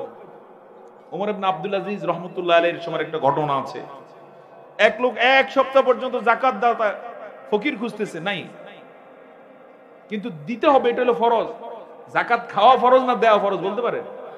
হ্যাঁ, দেয়া ফরজ। ইসলামের সিস্টেম দেখেন, এবং ইসলাম অর্থনৈতিকভাবে মানুষকে কোন মর্যাদা নিয়ে যেতে চায়, সুবহানাল্লাহ। এখন দিতে হবে, এটা ফরজ। খুঁজতে খুঁজতে এক সপ্তাহে কাউকে না পেয়ে ব্যর্থ মনে করছেন নিজেকে, হঠাৎ করে দেখলেন রাস্তার অপোজিট থেকে একজন আসতেছে, দেখে একটু জীর্ণ শীর্ণই মনে হয়েছে। তিনি বড় করে সালাম দিলেন, আসসালামু আলাইকুম ওয়া রাহমাতুল্লাহ। সালাম বিনিময়ের পরে এবার বিনয়ের সাথে বললেন, কিছু মনে নিবেন না, আপনাকে দেখে তো মনে হচ্ছে আমি আপনার দ্বারা একটু উপকৃত হতে পারি। বললেন কি? বললেন আমার কাছে কিছু যাকাত টাকা আছে, একটু দয়া করে যদি নিতেন। ওই লোক তাৎক্ষণিক রেগে গেলেন, এতক্ষণ যিনি শান্ত, রেগে গিয়ে বললেন কয় টাকা আপনি যাকাত নিয়ে ঘুরতেছেন? উনি অবাক হয়ে গেলেন, বললেন আপনার চেয়ে বেশি পরিমাণ নিয়ে আমিও ঘুরতেছি, আমিও কাউকে খুঁজে পাচ্ছি না। সুবহানাল্লাহ বলবেন না? আর আজকে সারা দেশে ভিক্ষুক আছে না নাই? অবশ্য বোরহানুদ্দিনে কোনো ভিক্ষুক নেই, আলহামদুলিল্লাহ। আরো বেশি, ওই যে একজনে বলতেছে শুক্রবারে খারান যায় না, তার মানে হচ্ছে গোটা জাতিকে কি জাতিতে পরিণত করা হয়েছে? ভিক্ষুকের জাতিতে পরিণত করা হয়েছে। এদেরকে খুঁজুন, এরা কেউ না কেউ আমাদেরই আত্মীয় স্বজন। কথা বলুন ঠিক কিনা? আর কিছু না হলে এরা কার সন্তান? হযরত আদম আলাইহিস সালামের সন্তান। আদমের সন্তান হিসেবে আমাদেরই তো কি ভাই তারা। আজকে সে হাত পাতার মানে হচ্ছে লজ্জা আমাদের আছে না নাই? আমি বিশ্বাস করি এই আয়াতের তাফসীর যদি কোনো মসজিদে ঠিকমতো করা হতো, মুসল্লিরা যদি ঠিকমতো সে আয়াতকে মেনে নিত, কোন মাহফিলে যদি আয়াতের আলোচনা পরবর্তীতে সিদ্ধান্ত নেওয়া হতো এখন থেকে যাকাত দেব, তাহলে একটা ভিক্ষুক আর হাত পাতা লাগতো না। আল্লাহ তাআলা আমাদেরকে যাকাতের বিষয়ে তৎপর থাকার তৌফিক দিন। সকলে বলে আল্লাহুম্মা আমিন। সামনে রমাদান আসতেছে, মালের হিসাব এখন থেকে শুরু করুন, কয় টাকা হচ্ছে। নিসাব পরিমাণ হলে যাকাত দিয়ে দিবেন। রাজি আছে কিনা ইনশাআল্লাহ? নিসাব পরিমাণ হবে তো কি দিতে হবে? যাকাত দিতে হবে। এই নিসাবটা এখন অনেকের প্রশ্ন আসতে পারে, যদি আপনারা জানেন, আমি এরপরও বলছি, নিসাব হচ্ছে 1 বছরের নিজের ভরণ পোষণের পরে, শুনতেছেন আপনারা, নিজের পরিবার পরিচালনার পরে যদি সম্পদের পরিমাণ 7.5 ভরি পরিমাণ স্বর্ণ অথবা 52.5 তোলা পরিমাণ রৌপ্য বা এই দাম বা এই টাকা পরিমাণ হয়, যেটার বর্তমানে হিসাব করা হয় 50,000 টাকা, 1 বছরের ভরণ পোষণের পরে আপনার হাতে যদি 50,000 টাকা থাকে, আপনার উপরে যাকাত ফরজ। কয় টাকা ধরেন তো 50,000 টাকায়? হ্যাঁ, মাত্র 1250 টাকা। আলহামদুলিল্লাহ বলবেন না? এবার দেখুন ইসলাম আপনাকে কত সম্মান দেয়। আপনার জন্য ইসলাম কোন মর্যাদা নির্ধারণ করেছে। এই যাকাত আপনি রাস্তায় রাস্তায় খুঁজে দেওয়ার দরকার নেই। আপনার আত্মীয় স্বজনের মাঝে কে অসহায় রয়েছে, তাকে যাকাতটা দিয়ে দিন। সেক্ষেত্রে বলার দরকার নেই এটা যাকাতের টাকা, বরং তার বাসায় গিয়ে, হয়তো সে আপনার বোন, হয়তো সে আপনার কাছের কেউ, একটু হাতে তুলে দেন যে কিছু টাকা তোমাকে দিলাম, এটা তুমি খরচ করিও। এতে দিলে টাকা পেয়ে সেই লোক আপনার প্রতি বেজার হবে না, খুশি হবে? দোয়া আছে না নাই? কথা বলে আছে না নাই? আপনার জন্য দোয়া করবে যে আমাকে আমার দুর্দিনে, আপনি তো বেঁচে শুনেই দিবেন, দুর্দিনে আপনি তাকে সহায়তা করলেন, এমন দোয়া করবে হয়তো পরবর্তী বছর 12.5 না লাখ টাকা আপনি যাকাত দেওয়ার মতো হয়ে যেতে পারেন। সুযোগ আছে না নাই? সুবহানাল্লাহ। তো আমার বন্ধুগণ, আল্লাহ তাআলা চান তার গোলামেরা কেউ যেন হাত না পাততে হয়, বরং তার গোলামদের সম্পদ বাড়ে। এজন্য বলছেন ইল্লা লিয়াবুদুল্লাহা মুখলিসিনা লাহুদ্দীন হুনাফা ওয়া ইউকিমুস সালাতা ওয়া ইউতুস যাকাত। যাকাতকে দিয়ে দিবে, তাদের দায়িত্ব হচ্ছে যাকাত দিয়ে দিবে। রাজি আছি তো ইনশাআল্লাহ? রাজি আছি তো? 50,000 টাকা অনেকেরই কাছে আছে না নাই? আসতে বলুন, আছে না নাই? যার কাছেই থাকবে দিয়ে দিবে। আর আপনি কোরআন থেকে আয়াতের আলোচনা শুনে এই ঈমানটা লালন করুন, ইনশাআল্লাহ এবার যা দিবেন আগামী বছর আপনি দেখুন অনেক আল্লাহ বাড়িয়ে দিয়েছে, ইনশাআল্লাহ। আর বারুক আর না বারুক আপনার সম্পদটা পবিত্র হয়ে যাবে, সাপের কামড় খাওয়া। আমার বন্ধুগণ, সর্বশেষ আয়াতে বলছেন আল্লাহ তাআলা ওয়াযালিকা দীনুল কাইয়্যিমা, সেটাই হলো সঠিক প্রতিষ্ঠিত দ্বীন। এটাই বাস্তবতা। বাস্তবতা মেনে নিতে হবে যদি বাঁচতে হয়। কথা বলুন ঠিক কিনা? এরপরে গুরুত্বপূর্ণ একটা আয়াত। ও বোরহানুদ্দিনবাসী, ভোলাবাসী, সামনে দুইটা আয়াত আছে। একটা আয়াতের মধ্যে সৃষ্টির নিকৃষ্ট কারা তাদের পরিচয় আল্লাহ এখন বলবেন। পরের আয়াতে সবচেয়ে সেরা কারা তাদের পরিচয় তিনি তার পবিত্র জবানে দিয়ে রেখেছে। সুবহানাল্লাহ। অর্থাৎ আগের আয়াতের চেয়ে দাম কম না বেশি? কথা বলুন, দাম কম না বেশি? এবার আল্লাহর ভাষায় শুনুন, তিনি বলছেন ইন্নাল্লাযীনা কাফারু মিন আহলিল কিতাবি ওয়াল মুশরিকিনা ফি নারি জাহান্নাম খালিদিনা ফিহা উলাইকা হুম শাররুল বারিয়া। জবান ছেড়ে বলুন নাউযুবিল্লাহ। শুনতেছেন আপনারা? তো কান খাড়া করে শুনুন, একটু নজর দিন এদিকে। খুব শর্ট আলোচনা করতে চাই ইনশাআল্লাহ। আমার বন্ধুগণ, এক আল্লাহকে অস্বীকার করে যারা, তারাই হলো সৃষ্টির নিকৃষ্ট। আল্লাহকে অস্বীকার করে এরকম লোক আছে না নাই? অবশ্য বোরহানুদ্দিনে থাকার কথা না। হ্যাঁ, আল্লাহকে মানে না, অস্বীকার করে। কুফরুন শব্দের অর্থ হচ্ছে গোপন করে রাখে, ভিতরে ভিতরে জানে আল্লাহ একজন, কিন্তু বাইরে প্রকাশ করে না। সে বোঝে সৃষ্টির দিকে তাকালি আল্লাহ কয়জন। এই যে সূর্য, সে 1000 বছর ধরে পূর্ব দিগন্তে উদিত হয়, পশ্চিমে অস্ত যায়, নির্ধারিত হিসাব মতো ওঠে আর নামে। এই সূর্যের সৃষ্টি দেখে বোঝা যায় আল্লাহ কয়জন। অন্য সৃষ্টি দেখেও বোঝা যায় আল্লাহ কয়জন। আল্লাহ তাআলা বলেন লাউ কানা ফীহিমা আলিহাতুন ইল্লাল্লাহু লাফাসাদাতা।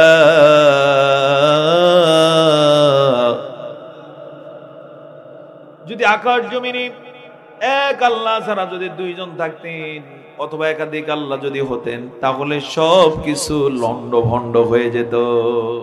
কি হয়ে যেত? লন্ডভন্ড হয়ে যেত। সামান্য 2 বউ যদি কারো থাকে, গন্ডগোল আছে না নাই? আসতে বলুন, আছে না নাই? ওই যে একটা গল্প আছে, আপনারাও জানেন এটা। একবার এক ভদ্রলোক, বউ তার 2 জন, দুপুরবেলা খেতে বসে দেখে লবণ এত পরিমাণ ডালে দেয়া। তো সেখানে সে কৌশলী হয়ে গেল, বলল যে 2টা বউ আমার, ডালে ঠিক মতো লবণটাও দেয় না। একজন এসে বলল কি হয়েছে? বললো যে এত লবণ কম হয়েছে কেন?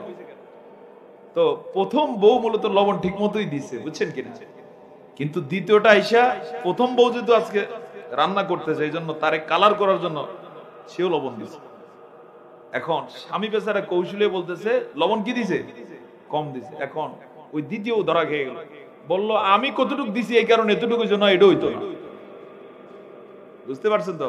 এরকম গন্ডগোল সংসারে সমাজে আছে না নাই? সামান্য কোন একটা বিষয় যদি দুইজন হয়ে যায় গন্ডগোল। আর আকাশ জমিনে ওই যে কেউ মনে করে যে অনেক বুঝি আল্লাহ আছে, অনেক বুঝি আল্লাহর সাথে সাঙ্গপাঙ্গ আছে, অনেক বুঝি আল্লাহর কাছে সুপারিশকারী আছে, এটা যারা মনে করে আসলে কথাটা সত্য না মিথ্যা? কথা বলুন, ধারণাটা সত্য না মিথ্যা? আল্লাহ কয়জন? চিৎকার করে মুসলমানের মতো বলুন, আল্লাহ কয়জন? আল্লাহ তাআলা এটা শিখালেন এভাবে, কুল হুয়াল্লাহু আহাদ আল্লাহুস সামাদ লাম ইয়ালিদ ওয়া লাম ইউলাদ ওয়া লাম ইয়াকুল লাহু কুফুয়ান আহাদ। তুমি বলো আল্লাহ হচ্ছেন কয়জন? আল্লাহুস সামাদ, আল্লাহ হচ্ছেন অমুখাপেক্ষী, তার কারো সাহায্যের প্রয়োজন হয় না। আল্লাহুস সামাদ লাম ইয়ালিদ ওয়া লাম ইউলাদ, তিনি কাউকে জন্ম দেন নাই। খ্রিস্টানরা যেটা মনে করে যে আল্লাহ তাআলা ঈসা আলাইহিস সালামকে জন্ম দিবেন, নাউজুবিল্লাহ বলুন। আল্লাহ তাআলা নাকচ করে দিচ্ছেন সব। লাম ইয়ালিদ ওয়া লাম ইউলাদ, তিনি কাউকে জন্ম দেন নাই। ওয়া লাম ইয়াকুল লাহু কুফুয়ান আহাদ, তার সমকক্ষ কেউ নাই। আর তিনি কাউকে জন্ম দেন নাই, তাকেও কেউ জন্ম দেয় না। তিনি রাজাদিরাজ, মানুষ তার সম্পর্কে বেশি কিছু জানি না, কারণ মানুষকে জ্ঞানই দেওয়া হয়েছে খুব সামান্যতম। জোরে জোরে বলুন সুবহানাল্লাহ। আল্লাহ তাআলার পাওয়ার কি, পাওয়ার সম্পর্কে হালকা একটু বলবো। আমরা যে পৃথিবীতে বসবাস করি, এই পৃথিবীর সামান্য বাংলাদেশের ক্ষমতা নিয়ে কি ঠেলাঠেলি না আমরা দেখলাম গত কয়েকটা বছরে। সেই বাংলাদেশ নয়, গোটা পৃথিবী নয়, আকাশ জমিন সব একত্রিত করে সেটা যদি আল্লাহ তাআলার যে আরশে আজিম রয়েছে, আরশে আজিমে আল্লাহ তাআলার পা রাখার যে জায়গাটা, পা রাখার জায়গাটা এত বড়, আকাশ জমিন সব একত্রিত করে যদি সেই আল্লাহ তাআলার আরশে আজিমে তার কুদরতের পা রাখার জায়গায় রাখা হয়, আকাশ জমিন সব কিছুর মাঝে যদি একটা আংটি রাখা হয়, আংটিটা যেমন ছোট, আকাশ জমিন সব একত্রিত করে আল্লাহ তাআলার কুদরতি পায়ের কাছে রাখলে ওই পায়ের তুলনায়, পা রাখার জায়গার তুলনায় সবকিছু তার চেয়ে ছোট। কল্পনা করা যায় তিনি কত বড়? আল্লাহু আকবার। আমরা এই যে লাইলাতুল কদর বিষয়ে আলোচনা করি যে সূরা দিয়ে, সেই সূরার মধ্যে আল্লাহ তাআলা এক পর্যায়ে বলেন তানাজ্জালুল মালাইকাতু ওয়ার রূহ। লাইলাতুল কদরে ফেরেশতাগণের বহর অবতরণ করেন, স্পেশালি একজন ফেরেশতা আসেন, তার নাম হচ্ছে রূহ। এই রূহের তাফসীর করতে গিয়ে তাফসীর কবীরে, তাফসীরে মাফাতিহুল গায়বে ইমাম ফখরুদ্দিন রাজি রাহমাতুল্লাহি আলাইহি রাসূলের হাদিস দিয়ে কোট করেছেন, ওই রূহ নামক ফেরেশতা এত বড়, তার কানের লতি থেকে কাঁধ পর্যন্ত এত বিশাল ডিসটেন্স, দুনিয়ার জমিন থেকে 7 আসমান পর্যন্ত যত বড় ডিসটেন্স, তার চেয়ে বেশি হচ্ছে তার এখান থেকে এই পর্যন্ত। সুবহানাল্লাহ বলবো না? অন্য বর্ণনা এসেছে আকাশ জমিন সব একত্রিত করে যদি একটা প্যাকেট করা হয় বা একটা গোল্লা করা হয়, যে রুটির গোল্লার মতো, বাচ্চাদের ললিপপের মতো, এটা যদি ওই রূহ নামক ফেরেশতাকে খেতে দেওয়া হয়, উনি মুখে নিয়ে, হাতে নিয়ে মুখে মেরে দিবে, গলায় চলে যাবে, কোথাও লাগবে না। গোটা আসমান জমিন সব একত্রিত করে একটা ললিপপের মতো তার মুখে দিলে কোথাও লাগবে না, পেটে চলে যাবে। তিনি এত বড় বিরাট এক ফেরেশতা। আর এই ফেরেশতা যার নিয়ন্ত্রণে, তিনি কত মহান। জোরে জোরে বলুন না সুবহানাল্লাহ। এজন্য আল্লাহ তাআলাকে আমরা আসলে যেই মানে তার ক্ষমতা, কুদরত, সেই মানে তাকে মর্যাদা দিতে পারি। আল্লাহ তাআলা নিজে বলেছেন ওমা কদরুল্লাহ হাক্কা কদরি, যে মানুষ আমার মর্যাদা অনুযায়ী আমাকে মর্যাদা দিতে পারে না। মর্যাদা একজন বুঝতেন, তিনি হলেন আমাদের প্রিয় নবী মুহাম্মদুর রাসূলুল্লাহ সাল্লাল্লাহু আলাইহি ওয়াসাল্লাম।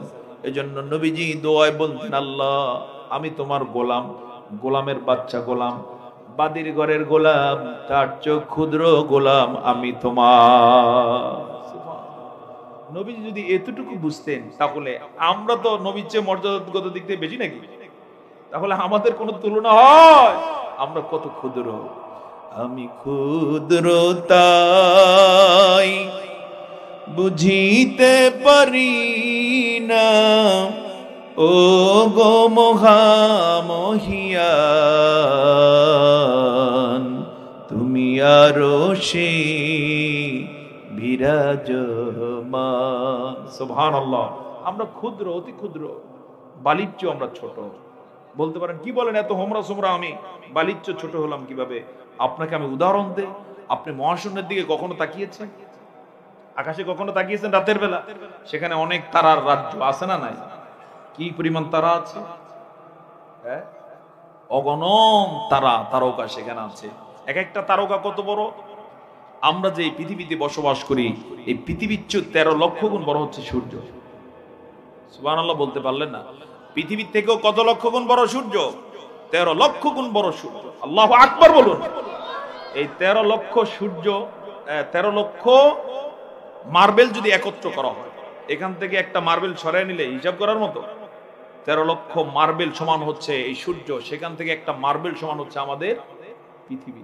ওই পৃথিবীর বাংলাদেশ তাহলে কোথায় আছে? সে বাংলাদেশের ভোলা জেলার বোরহানুদ্দিনের আমি আপনি কোথায় আছি?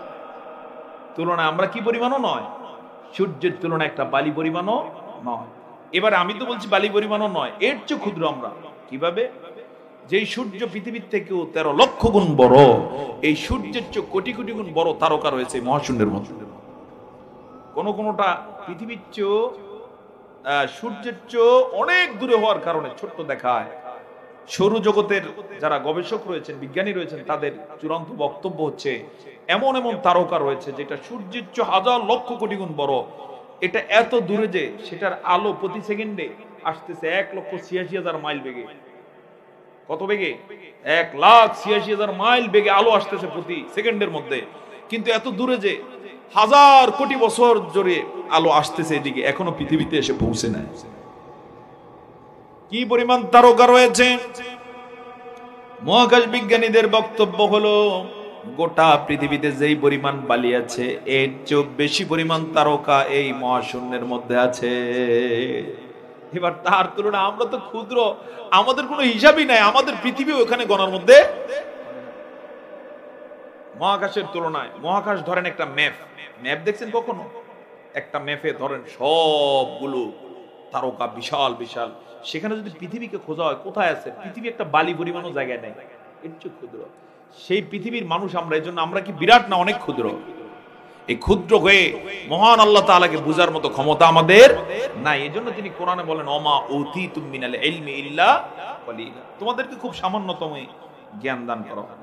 তো আমার বন্ধুগণ, আল্লাহ তাআলা বলছেন যারা কুফরি করবে, ও বোরহানুদ্দিনবাসী, যারা আল্লাহর সাথে কাউকে শিরক করবে, আল্লাহ তাআলার ভাষায় তারা হতে পারে মিন আহলিল কিতাব। এক নম্বরে আহলে কিতাবদের মধ্য থেকে খ্রিস্টান হতে পারে, ইহুদি হতে পারে, বৌদ্ধ হতে পারে, অন্য ধর্মের হতে পারে। কেউ যদি আল্লাহর সাথে কাউকে শরীক করে অথবা আল্লাহকে অস্বীকার করে, আল্লাহ তাআলা সরাসরি বলে দিচ্ছেন ফি নারি জাহান্নাম, তার ঠিকানা হবে কি? জাহান্নামের আগুন। জোরে বলুন নাউজুবিল্লাহ। আজকে হয়তো সে সরকারি চাকরিজীবী, ওমরা সোমরা বিরাট কিছু ভাবই আলাদা, কিন্তু মৃত্যুর সাথে সাথে তার ঠিকানা কি?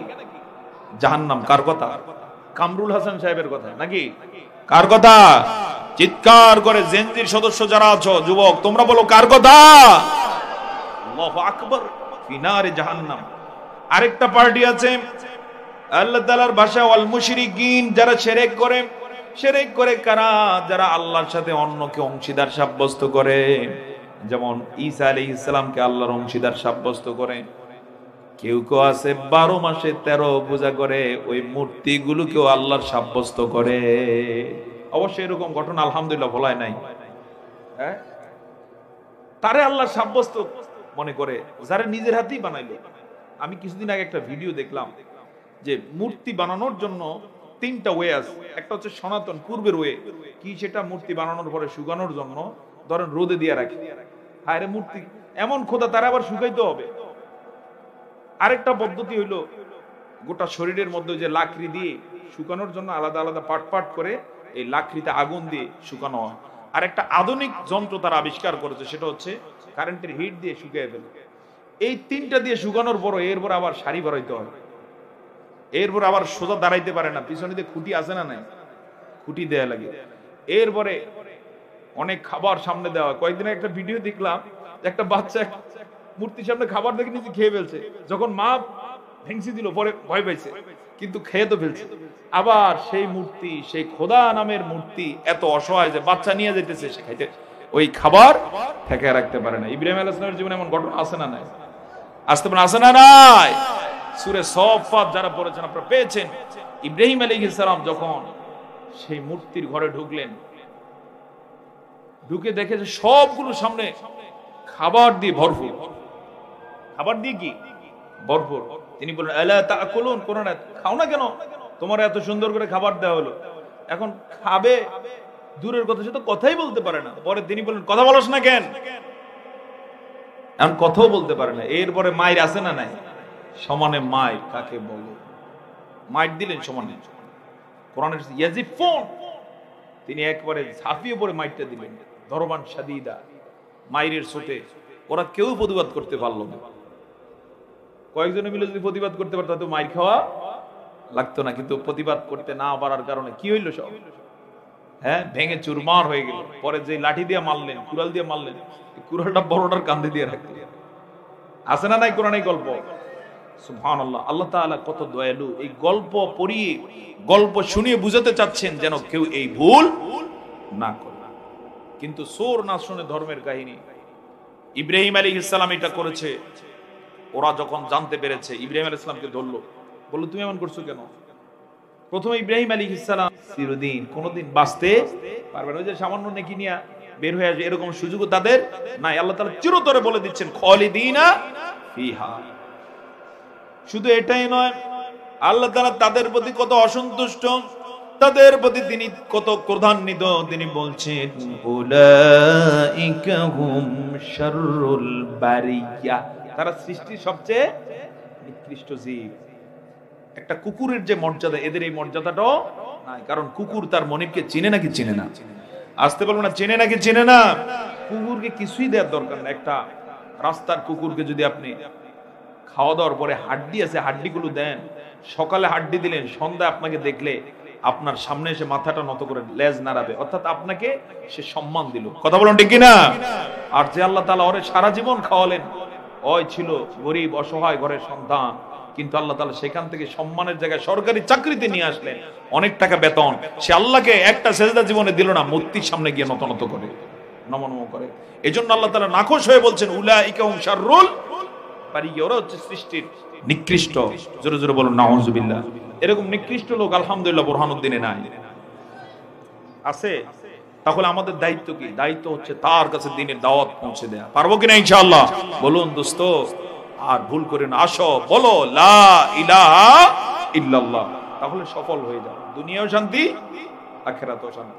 আর মানবা না, তোমার তেরামি ছাড়ানোর জন্য কেউ না করুক, কে করবেন? তোমার তেরামি ছাড়ানোর জন্য একজনই যথেষ্ট, তিনি কে? সেক্ষেত্রে আপনার ফায়দাটা এখানে যে আপনাকে আর আদালত আখিরাতে আল্লাহ ধরবেন না, কারণ আপনি তো দায়িত্ব পৌঁছে দিয়েছেন, আপনি আপনার কাজ করেছেন। এজন্য আলেমগণ কোরআনের কথা বলে একটা কথা বলেন, ওমা আলাইনা ইল্লাল বালাগ, আমাদের দায়িত্ব হচ্ছে পৌঁছে দেয়া। তুমি মানলে মানো, না মানলে কি নাই। আমার বন্ধুগণ, 7 নম্বর আয়াত অত্যন্ত গুরুত্বপূর্ণ, যেটা আমাদের জন্য প্রযোজ্য। আল্লাহ তাআলা বলেন, ইন্নাল্লাযীনা আমানু ওয়া আমিলুস সালিহাতি উলাইকা হুম খায়রুল বারিয়া। আগে বলেন আল্লাহু আকবার। আল্লাহ তাআলা বলেন, নিশ্চয়ই নিশ্চয়ই, ইন্না শব্দ ব্যবহার করে তিনি বলছেন নিশ্চয়ই নিশ্চয়ই যারা ঈমান আনবে। ঈমান আনতে হবে কার উপরে? আসতে বলবেন না, কার উপরে? ইন্নাল্লাযীনা আমানু, নিশ্চয়ই যারা ঈমান আনবে, আল্লাহর প্রতি যারা ঈমান আনবে, ওয়া আমিলুস সালিহাত, ঈমান আনার পরে সৎ কাজগুলো করে যাবে, অসৎ কাজ আর করবে না, নাফরমানি করবে না, কুফরি করবে না। যা করবে কার জন্য করবে? আমরা যা করি কার জন্য করি? মাহফিলে এখনো বসে আছি কার জন্য? ফিরে যাব কার জন্য? আগামী কাল থেকে মৃত্যু পর্যন্ত কাজ করব একমাত্র কার জন্য? রাজি আছি তো ইনশাআল্লাহ? এরকমটা যেন করবেন। আল্লাহ তাআলা বলছেন উলাইকা হুম খায়রুল বারিয়া, তারাই হলেন সৃষ্টির সর্বশ্রেষ্ঠ সৃষ্টি। আল্লাহু আকবার বলুন। আমরা যদি এই কাজ করতে পারি আমরা ফেরেশতাদের চেয়ে সেরা। বলতে পারেন উদাহরণ আছে কিনা? জবাব হলো অবশ্যই আছে। হযরত আদম আলাইহিস সালাম ফেরেশতাদের চেয়ে সেরা নাকি আদম? কথা বলেন, সেরা নাকি আদম? যখন আদম আলাইহিস সালাম আল্লাহর প্রশংসা করলেন, ঈমানের ঘোষণা দিয়ে দিলেন, আল্লাহ তাআলা খুশি হয়ে গেলেন, ফেরেশতাদেরকে আদেশ করলেন উসজুদু লিআদম, আদমকে কি করো? সিজদা করো। এই সিজদা করতে একটাই রাজি হয় না, তার সম্মান বাড়ছে না শেষ? ইবাদত আছে না বরবাদ? সে কে? ইবলিস। আজও সে আছে না নাই? আসতে বলুন আছে না নাই? তার কাজই হচ্ছে শয়তানি। অবশ্য কোথাও কোথাও শয়তান তার দায়িত্ব ছেড়ে দিয়েছে। যখন থেকে বেনামাজি মিথ্যা কথাও বলে, যেই আলেম কোরআন হাদিসের কথা বলে সেই আলেমকে কোরআন হাদিসের বয়ান দিয়ে উল্টা জেলে ঢুকায়, এরকম ঘটনা আমাদের দেশে আছে না নাই? আল্লামা সাঈদী 50 বছর কোরআনের কথা বলেছে, আর তারে সাজিয়েছে কি অপরাধী? যুদ্ধ অপরাধী। শুধু এটাই নয়, তাকে মূলত ধর্মীয় অনুভূতিতে আঘাত এনেছে এই মামলা দিয়ে, অর্থাৎ তিনি নাকি ধর্মের অনুভূতিতে আঘাত করছেন। নাউজুবিল্লাহ বলবেন না?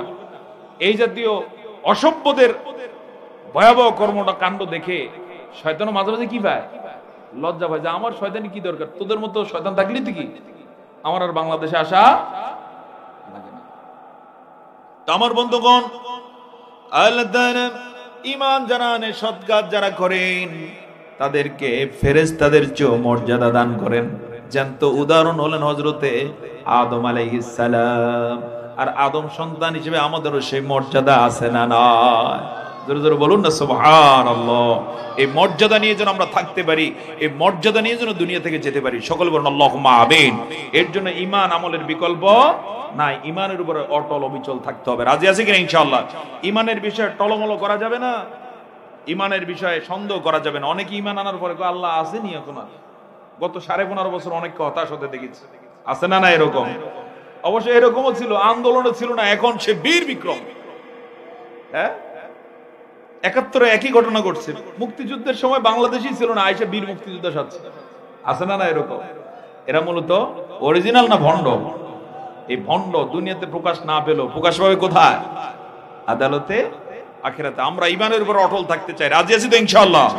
দোয়া করব আল্লাহর কাছে, ঈমানের পথে অবিচল থেকে আমার মরণ যেন হয়। ঈমানের পথে অবিচল থেকে আমার মরণ যেন হয়। তোমারই কাছে মিনতি আমার, তোমারই কাছে মিনতি আমার, মহামহিম দয়াময়। ঈমানের পথে অবিচল থেকে আমার মরণ যেন হয়। সকলে বলে আল্লাহুম্মা আমিন। দোয়া করতে আল্লাহর কাছে, দোয়া করতে রাসূল দোয়া শিখিয়েছেন কোরআন দিয়ে, রব্বানা লা তুজিগ কুলুবানা বা'দা ইয হাদাইতানা ওয়া হাব লানা মিন লাদুনকা রাহমাতান ইন্নাকা আনতাল ওয়াহ্হাব। সকলে বলুন আল্লাহুম্মা আমিন। আল্লাহ তাআলা বলেন যারা ঈমান আনবে, সৎ কাজগুলো করে যাবে, তারাই হলেন সৃষ্টির সেরা।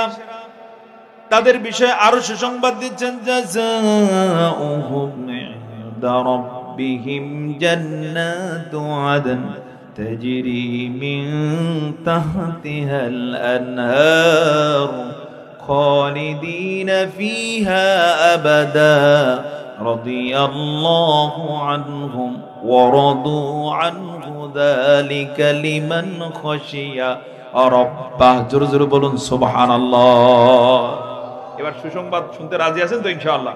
শেষ আয়াত এবং আলোচনা আমি প্রায় শেষে নিয়ে আসছি। জোরে বলুন আলহামদুলিল্লাহ।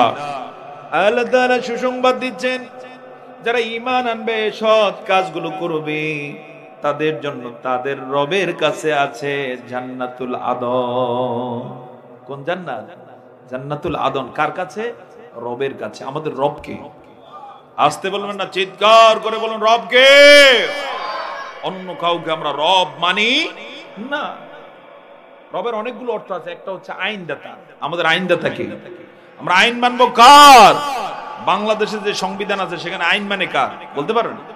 আল্লাহর না মানুষের? কথা বলেন, আল্লাহর না মানুষের? এই সাংবিধানিক ভাবে আজ পর্যন্ত আমরা আল্লাহর আইন মানতে পারি না। সময় হয়েছে আল্লাহর আইনে ফিরে আসার। রাজি আছে কিনা ইনশাআল্লাহ? বিশ্বের দেশে দেশে, ইংল্যান্ডে পর্যন্ত, ওই দেশটা মুসলমানরা শাসন করে না কিন্তু ইসলামিক আইন আছে। মালয়েশিয়া ইসলামিক আইন আছে। লোকদেরকে অপশন দেয়া আছে, আপনি ইসলামিকটা চান না মানুষেরটা চান, যার যেটা পছন্দ সে আইন মানে। কিন্তু আমরা 92% মুসলমানের দেশে সেই স্বাধীনতার থেকে শুরু করে আজ পর্যন্ত আল্লাহর আইন মানতে পারলাম না। এটা আমাদের জন্য লজ্জার নাকি সম্মানের? সম্মান না লজ্জার? আজকে আপনাদের উদ্দেশ্যে মাহফিলে আসার সময় আমার সাথে একটা লোকের দেখা হলো।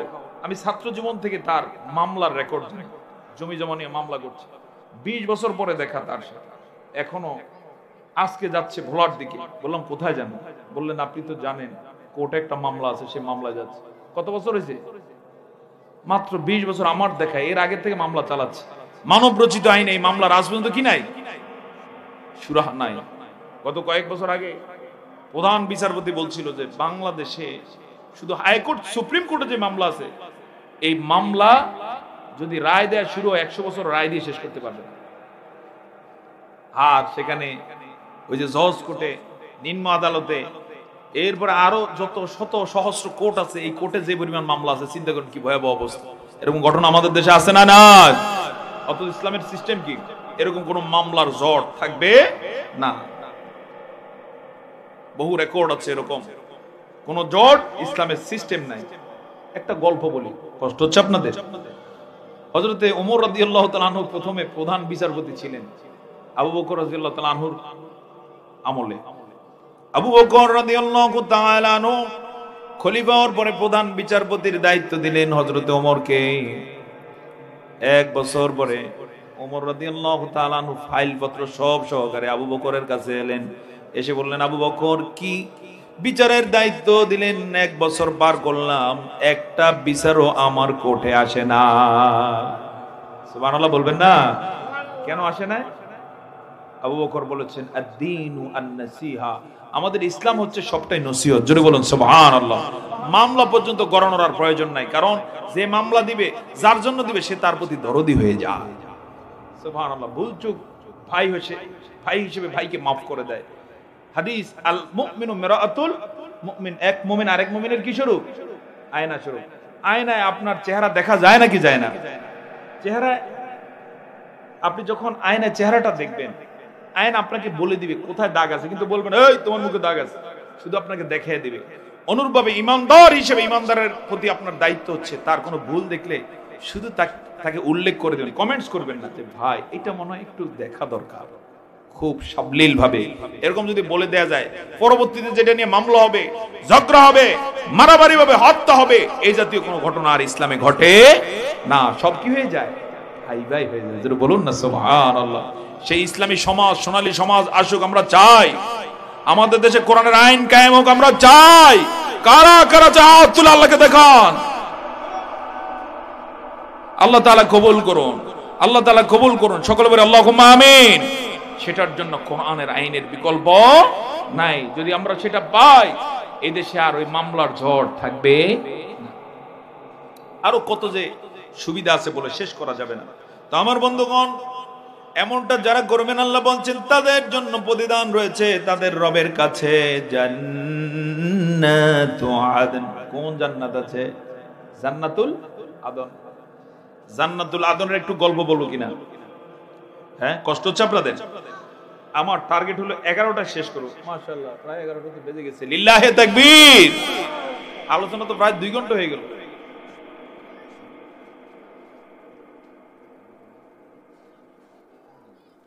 সম্মানিত ভাই সব, জান্নাতুল আদন যখন আল্লাহ তৈরি করলেন, জিবরাইল আলাইহিস সালামকে আল্লাহ বললেন, আমি একটা জান্নাত সাজিয়েছি, তোমাকে অনুমতি দিলাম একটু ঘুরে দেখে আসো।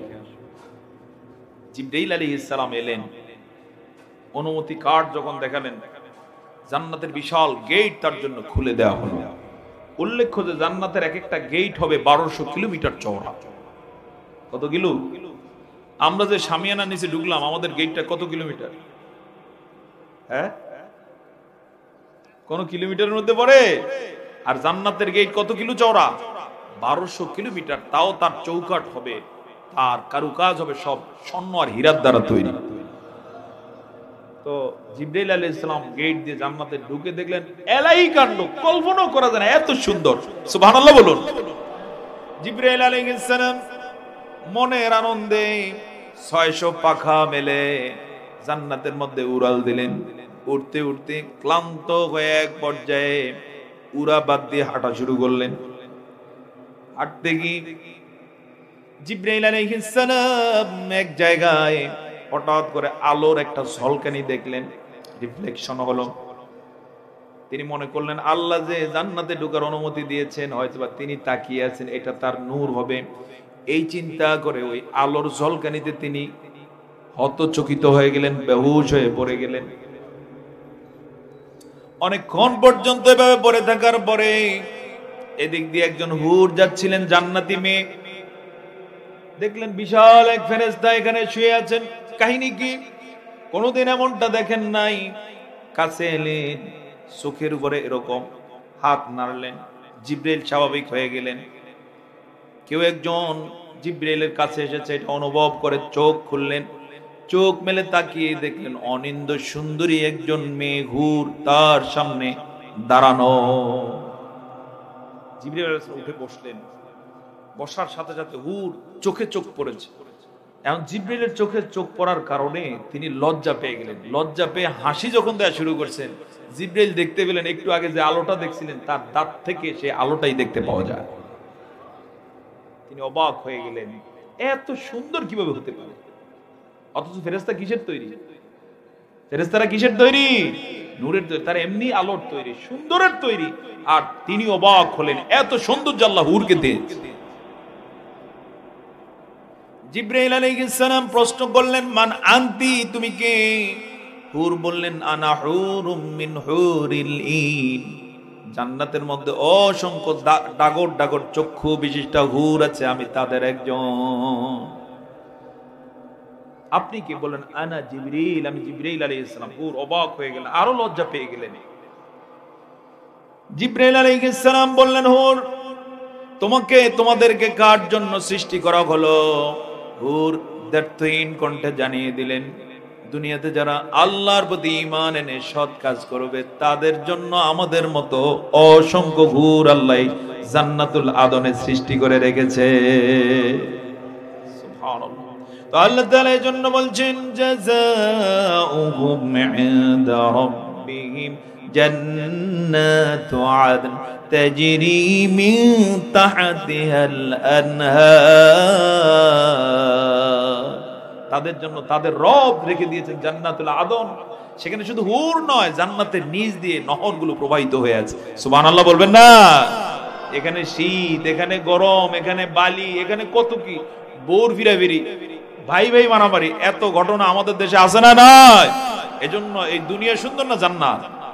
কথা বলেন, কি সুন্দর জান্নাত, এটা চিরস্থায়ী, শুরু আছে শেষ নাই। সুবহানাল্লাহ। এজন্য জ্ঞানীরা জান্নাতের জন্য কাজ করে না দুনিয়ার জন্য। কথা বলেন, জান্নাত না দুনিয়া? অনেক উপমা আছে। আমি রাসূল থেকে একটু উপমা দেই। রাসূল ইন্তেকালের সময় কোনো সম্পদ রেখে গেছে? কেন রেখে যান নাই? জবাব হচ্ছে সব জান্নাতের জন্য আগে পাঠিয়ে দিয়েছে। সুবহানাল্লাহ বলবেন না? জ্ঞানী যারা, এটাই তাদের পরিচয়। তারা আসল জায়গায় টাকা ইনভেস্ট করে দিল, নকল জায়গায় খেলাধুলায় তারা টাকা ব্যয় করে না। রাসূলের